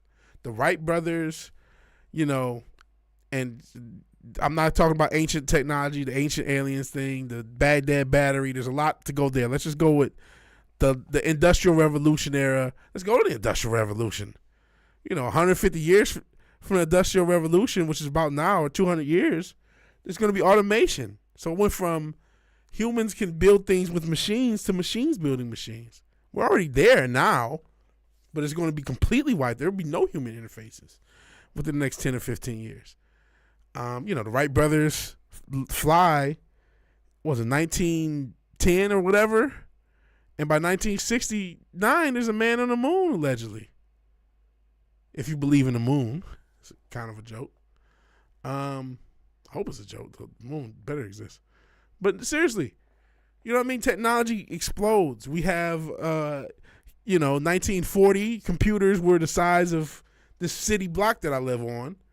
And now everyone has one in their hand, and it's 17 trillion times more powerful than any computer from the era is. So now that this technology has now existed of being able to interface humanity with technology neurologically, where does that end? Where are cyborgs? Where are humans? And what rights should they have? That question will have to be answered, maybe even in our lifetime. Probably should be answered in our lifetime, because certainly in any of our kids' or grandkids' lifetimes, assuming any of us have any of those, this will be questions that they have to answer societally. That which is scary to think. Scary to think. When they will demand fucking inclusion and rights, and depending on where the technology is when that point happens and what you think of it, they might get them. They probably will. One step close to AI making you not yourself. That's the thing. That's what my fear of even Neuralink is. What can you influence of my thought? We already know. I was just watching a video. I might even have it on my little list for the show, of this girl explaining how, she didn't specifically say, but I'm assuming the store is Walmart. And when you go into Walmart, they make a profile of you. They come up with what they think your political beliefs and all this stuff, other stuff. They link it to all this other different information. So they use facial recognition technology to know who you are, and they make a profile on you based upon what you look like and what you buy. And they link it up to your social media and every other profile they can, and all sorts of nefarious marketing becomes of it. You know what I'm saying? And the shit you walk by, grab, and look at Walmart might influence what ads you get. That's the world we already live in. And so now if I plug a technological device in my brain with these people at the hands of the wheel, what messages are you going to send in? If something can go out, I'm sure it can go in. And what terms of services in a world where Disney can murder you and you can't sue them because you had Disney Plus, what sort of terms of services are we going to be signing up for these fucking things? Whew. And again, we may have to answer these questions. No, I'm using that as an example. I'm saying they're going to start controlling people outright. And I'm just using the way they have used this for marketing. Yeah, it's the least problematic usage of it. But it is an example of how nefarious they already are. And this is the final chapter of them finally doing what they can do. which is legally being able to turn people into mind slaves and having that plausibility. That's what I'm, complete control. Yeah. Transhumanism. Just because you can't doesn't mean you should. The thing is, putting AI into a human using Neuralink, that's another thing. Like in the movie Upgrade, I haven't seen Upgrade particularly, but yeah, uploading a person, both ways. Uploading a person to a AI and uploading an AI to a person. Both of those become a possibility. You think you mentioned Briha Strua? I'm assuming a J is pronounced as H's. But yeah, we're in that technocratic world, man. Absolutely plausible. Besides, I don't want humans telling me what to do. I'm going to do this better. Partly we do that because that's what we want, developing systems and giving them autonomy. Because why even design one that looks like that? It's like, I think some people want the robots to win. The robots aren't even sentient enough, pun not intended, sentient. The robots are not even sentient enough to demand obeisance, but they already have it. They already have worshipers. They do things better than we do. There are dangers associated with that. And as humans, we need to be aware of that. I feel nowadays it's better that we also look to upgrading humans directly, taking some of that in. Listen, why don't you upgrade your teeth, bloke? Talk about upgrading humans directly. That's what I'm talking about. Like, and I know Neuralink already exists, this technology already exists, but it's like, fuck off. Intelligence directly into our brains so that we upgrade ourselves rather than just upgrade. But what did I just talk about before we started? Oh man, wouldn't it be cool if I could just instantly be a better guitarist, instantly be a better pianist, and instantly just like that, just snap my fingers? Well, what happens when they start selling that? Because that's in our lifetime. Oh man, you want to learn skill like Neo in the Matrix? Oh, get this Neuralink 3000 brain chip. They might get to the point where they don't even need to install it in your brain. It can be surface level, because that's what they want to get to. They put a little surface level patch or minimal surgical, if that's the furthest they can do, whatever that furthest they can do. But it's not that big of a process. They just implant it under the skin and put a few things, and you won't even notice it. And all of a sudden, you can become the best fighter on earth. You can do anything. You become perfect at whatever you want. And it's only, it costs like $15,000 to install, but it's only like $100 a month to be the most skilled person you want. Who wouldn't want to do that?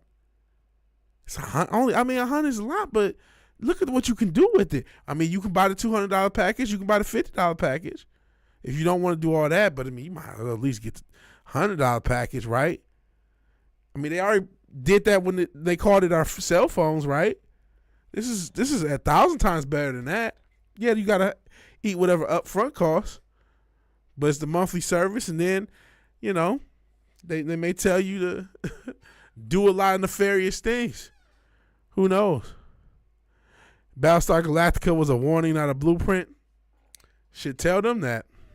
Of course, they'll make it a subscription. Yeah, obviously, because you want to always be able to do it. Imagine the narcissism when that happens. Whew. At least people like Eddie Hall, Biba Strua, Sanjifa make money with their gifts. Many people choose not to. Let's see. I'll try to look up some of these other people. Eddie Hall's a mutant. Oh, I think I've seen Eddie Hall. Let's finish this. Machines and technology. I really feel what we're doing now is a little bit dangerous, but it's actually doing some science, and we're actually going to change the way people think, I hope. We had to work. It was to put a siege. I'm a little bit worried at the moment, but Irana's driving. That's the main problem. There were dangers associated with it, more to do with infection. But when we started sending signals into the nervous system, of course, things could have gone wrong, particularly with my brain. We weren't entirely sure that things were going to work successfully. This is what I had implanted, very, very small. It's actually 100 electrodes, and that was fired into my nervous system just here, making direct connection, like putting a plug into a socket. Oh my goodness.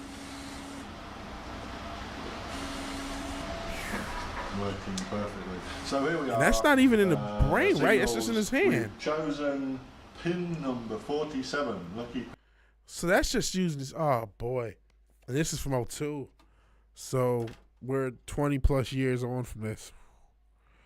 And this is, you know, the computing power that quantum computers already exist, right? They got to keep them cold to work. They keep them super fucking cold, but they're already here.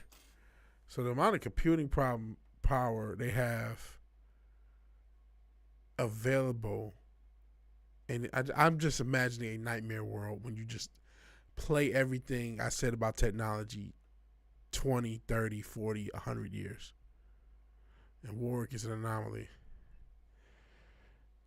There's no way this will backfire spectacularly. I mean, this is a sci-fi nightmare come to life. The cyberpunk nightmare come to life. Elon Musk is trying to make everyone like Warwick.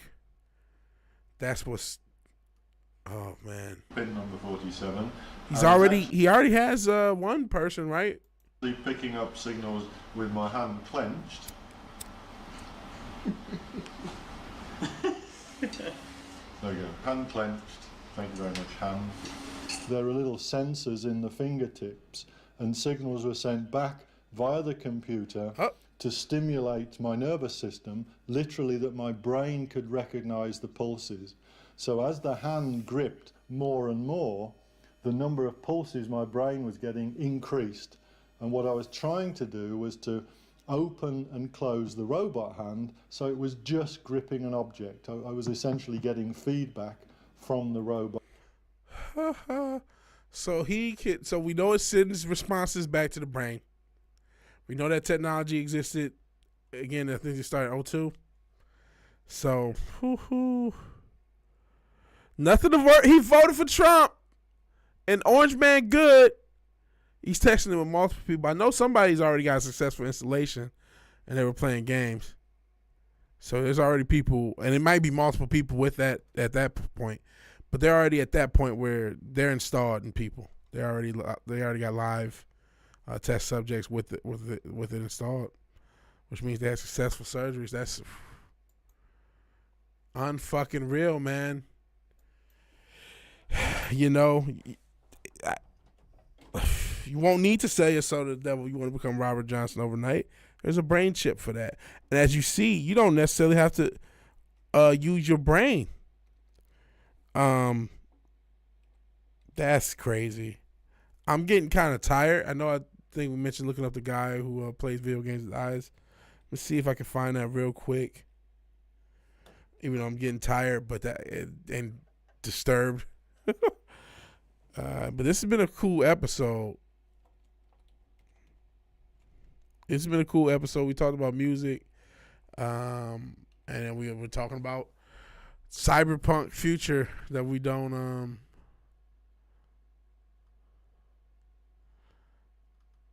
want to see, but it's fucking become inevitable.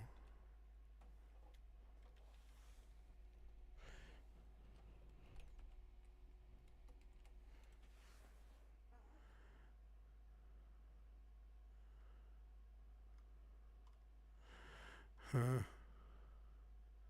don't know if I can find it.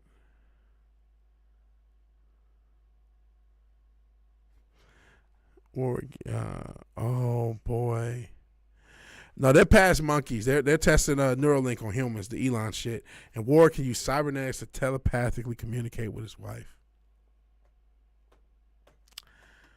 Oh my God. Imagine. Oh boy. Well, imagine that we will inevitably the human race is going to give their ability to be sane up to humans. You won't even know. How are we going to know what we're thinking and what we're not? And even if we do, how do you not become overwhelmed by spam on your mind? I can barely deal with brain rot. I have to pick up the interface and go find everything I want to rot my brain. If I have no choice in that matter, oh my God. So if telepathic communication is there, mind control is basically there. Or at least suggestion. You could spam. Oh my God. Goddamn nightmare. Goddamn nightmare, man. I don't even know what to say. Oh, this is crazy work. Well, it was 13 hours ago. Okay, I was about to say something. I used one of these plugins or an emulation of this J37. I used the Waves version, but I guess Arturia has one too. So I was about to say, see how they fuck with me? See how they fuck with me? Because I was just using the plugin, so I didn't type J37 in here. But this is from today, and I use music stuff, so I'm just going to call it a coincidence. Arturia is just doing their own version. It is what it is. Eat the bugs, live as he pie. Subscribe to the brain chip. Yeah, fuck that least brain chip subscription, because we know that's what it's going to be. It's going to be a price up front, and then it's a subscription of like $100 a month. And then maybe they'll cut it down. Maybe you can go to a different service. You don't like your Tesla subscription? Go to Sprint or whatever the fuck they'll call it. Sprint don't even exist. Maybe they'll resurrect it for this. Who knows? Oh man, I'm done. I hate to end on that note. Yeah, $1,000K a chip, $1,500 a month. That's what it's gonna start out as at first, and they'll probably ride out like that for the first 10, 15 years, and then it's gonna be $2,000, or then it's gonna be $20,000 a chip, and then it's gonna be now the chip is only $2,000, another $5,000 for the surgery, and then it's gonna you know what I mean? It's gonna get to a point where it's more economic, or you can lease it, or maybe they keep it at that price, but you can lease that $100K. You can pay that $100K on top of the monthly thing, so the service is $1,500, but then you pay another $500 on your $100K loan, and then now they got you in debt. But the shit once they can hit all your addiction neurons and shit, they can get you addicted to so much shit. They might be able to give you pleasure that no drug is even close to giving you with these brain chips. Just imagine the nefarious technology, and it might become the most addicting shit that has ever existed in the human race. And it might be the most addictive feeling and the most euphoric feeling ever conceived. The new iChip just dropped. And you gotta get the new one because you need the new high. But the iChip 4, that shit used to get you blow. I'm cool with the iChip 7. I know the homie got a bootleg iChip 5. This is what's going to happen. And yeah, they'll give us worker bees that's not the father. Yeah, new iChip just dropped. People standing in line for the chip updates, essentially. Apple's iChips has been ruined. Yeah, everyone. And appreciate you being here if I didn't say that. Appreciate all you guys being here. Yeah, fuck this lease chip thing. iChip comes with FBI monitoring software for thought crimes. You're thinking things that we didn't tell you to think. What's this talking about the state? You're not allowed to think that. Ooh, imagine the human. Oh, you think social credit score is bad.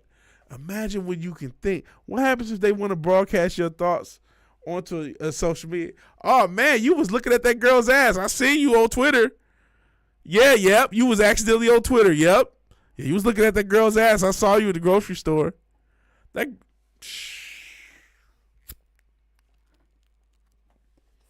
Crazy work. Treason, espionage, ESG. DEI narrative violations, everything narrative violation. Thought violation. LG, what did OGs call them? LG 4K TVs to keep us cool. And don't think nothing bad about the Coincidence crew. Well, again, Alchemist is my favorite producer. He's the best musician going. But all that shit aside, all jokes aside, seriously think about the nefariousness. Holy shit, it's a nightmare. It's a night. Okay, we gotta have a palate cleanser. You know, let's just go out how we came in. Pause. Where's that? What you call it? Boldy James with the extended intro. That shit was hard. I need some sort of palate cleanser. And I mean, you guys actually, you know, you want to bounce out of here, you can. Because all we're going to do is play this and get out of here. But yeah, man, it's fucking frightening. You can't disappear. You're always tracked. Yeah, man. Oh yeah, because of course there's a GPS in it. Duh. It's a nightmare, man. And I don't know how we stop it. I'm hoping that we stop here at social media. Social media has done enough damage to let us know that our interfacing with technology all the time is something that should not be done and is already destroying us before we become completely controlled. We don't have much in terms of control on how things work, right? But one of the things we do have control is we don't have to accept that bullshit. We can do something about this. And that's now that we know this is here, nobody should be using that shit. You should know not to do it. But yes, we're going to have influencers say, oh no, it's fun, it's this, and the third. And unfortunately, people will go along with it. But as few people, listen, they tried to hit us with that metaverse because they want to bring us where we just talked about. With having us completely interface to the internet and everything all at once. Should they have the movie Everything All at Once, right? So, and you know all the demonic shit that comes from that. So that's where they want us to be, but they have to get us there, right? And when they came out with that bullshit metaverse, first thing a lot of us says, "Nah, I'm good on that," and so that didn't work. That was absolutely a link to where we just talked about. Blackmail Day 1. We have recording your thoughts when you saw that woman bend over Walmart. We can let your wife hear, or yep. Yeah, exactly. And they had some of this on Black Mirror where you can record, which that's already here too. I know y'all seen those glasses and different you know, they have the glasses that interface with technology now. So you can record your whole life. So that's already there. With this chip, nothing is private. You don't even get to keep your bank account protected. No. Citizen report to middle management. Get your iChip update. The company's eye trackers record slower in response and focus time. Shit, my company uses a tracker. When I first started there, I was getting tracked. I just happened to switch positions, so I don't get tracked no more. Thank the Most High. A lot of motherfuckers get tracked, and they bring it up. Oh, this person, and they can tell if you got a mouse clicker. So that's not gonna help. So that's already here. You know what I'm saying? For your activity, if they can add more to it, because they had to, you know, they had to upload your chip just to hire you on. They're not gonna hire nobody on without a chip. You can't even get to a grocery store without a chip. What are you talking about? Because no man shall buy or sell without the mark. So I mean, you're not one of those weird conspiracy theories who was trying to hold out and trying to live with old currency in the old town or whatever the fuck dystopian graveyard they put anybody who tries to hold out into. You're not one of those freaks, are you? If they don't just wipe us out for not getting what's going on. You don't want that to happen to you, do you? You better get. Of course, you got the chip. You go upgrade your chip. Brian hacking. Or brain hacking, not Brian hacking. That sounds like a character though. Yeah, this is unfortunately what we have for us. It's still a good thing we heal slowly. So we got you chipless monkey, yeah.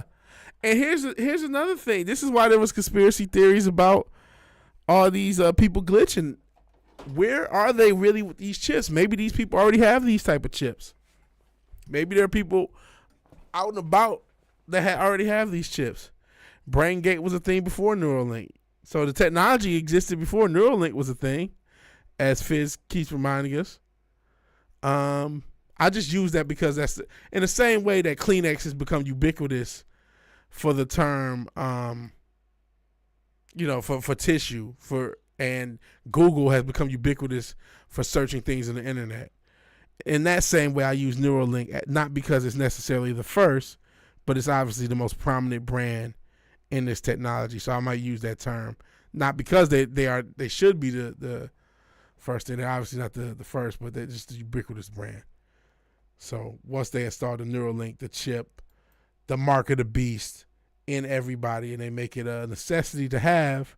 Plus, you got to pay your little membership fees and whatever, or your lease fees. And then, of course, you got to make sure you link it to everything you do. And you got to make sure you think the right way and don't do the wrong things, and constantly keep yourself, protected, and make sure your thought social credit score doesn't drop, because you don't want to,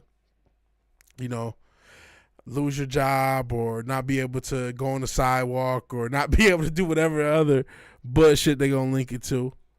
That's where they want us by, 2100. Whole computer put in your skull, cell phones are still, cell phones, they already got like the Arduino and all, Raspberry Pi. That shit you can buy off like Amazon right now. And those computers are small and can have incredible function. And you can buy that for like, whatever it is, 20, 30, $50. I don't know how much they are now. $70 max. You know what I mean? Like, and that can have incredible functionality as a computer. You can do all sorts of stuff. People, Internet of Things. All sorts of hobbyists are using very small circuits to do incredible things. Hobbyists and semi-pros are already doing that. And so now when you now add this technology, you scale it up, and now this is brain technology. Yeah, you don't need much to install incredibly powerful processing power on top of the infinite processing power of the human mind. I mean, what about the plastic that the milk comes in the U.S.? What the fuck did they do to that? This thing, everybody will dread this soundbite. Uh-oh.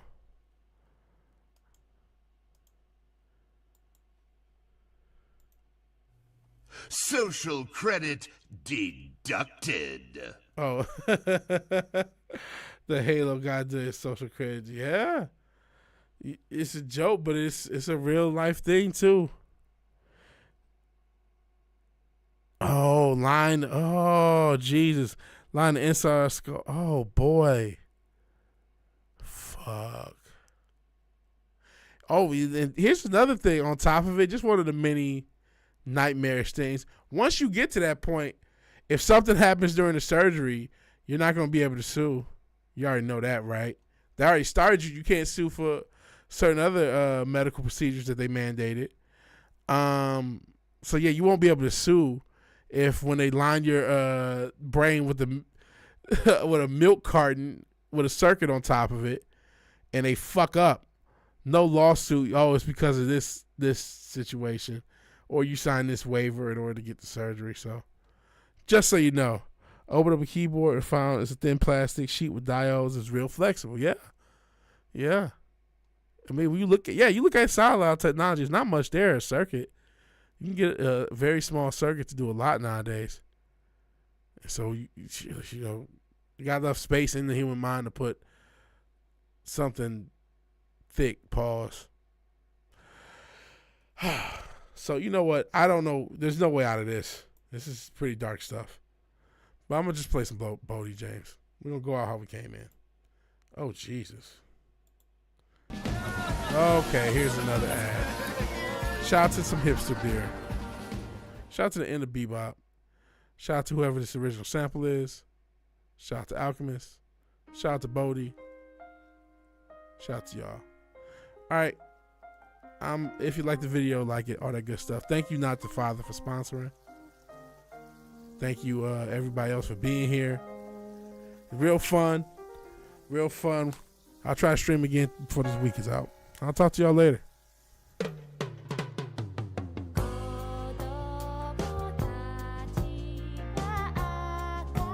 I'm letting the whole song ride out, by the way.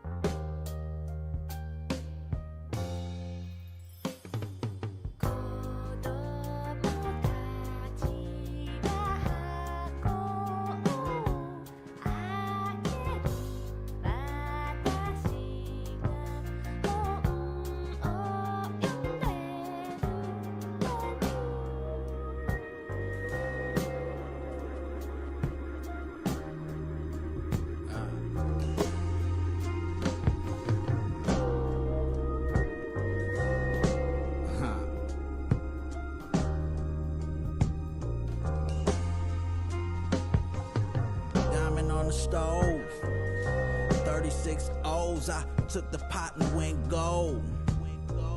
36 O's. I took the pot and went gold. Diamond on the stove. I took the pot and went gold. Niggas broke the code. Bum niggas trying to own my soul. Diamond on the stove. I took the pot and went gold. Diamond on the stove. Ricky's flaking like some dandruff.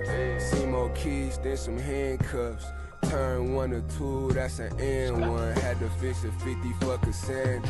Hand in hand, handing out them samples. Late night show, Jay Leno.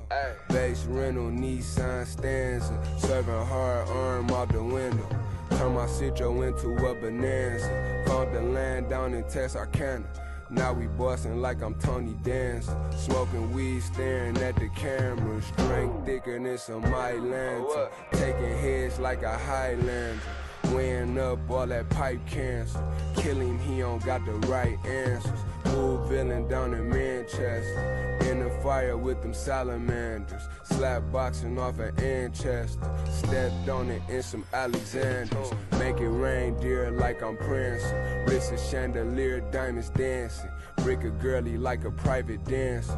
Met the plug at J. Alexander's. Swiping J's, never been a scammer. All my licks resemble Adam Sandler. 90-day run, Barry Sanders. One-way ticket with a transfer. 12 staking out in the camper. Still can smell the fumes from the camphor. 12 racks pulling off a landfill. Hellcat looking like a panther. Diamond on the stove. 36 O's. I took the pot and went gold. 36 O's. I took the pot and went gold. Diamond on the stove. I took the pot and went gold. Niggas broke the code. Bum niggas trying to own my soul. Diamond on the stove. I took the pot and went gold. Diamond on the stove.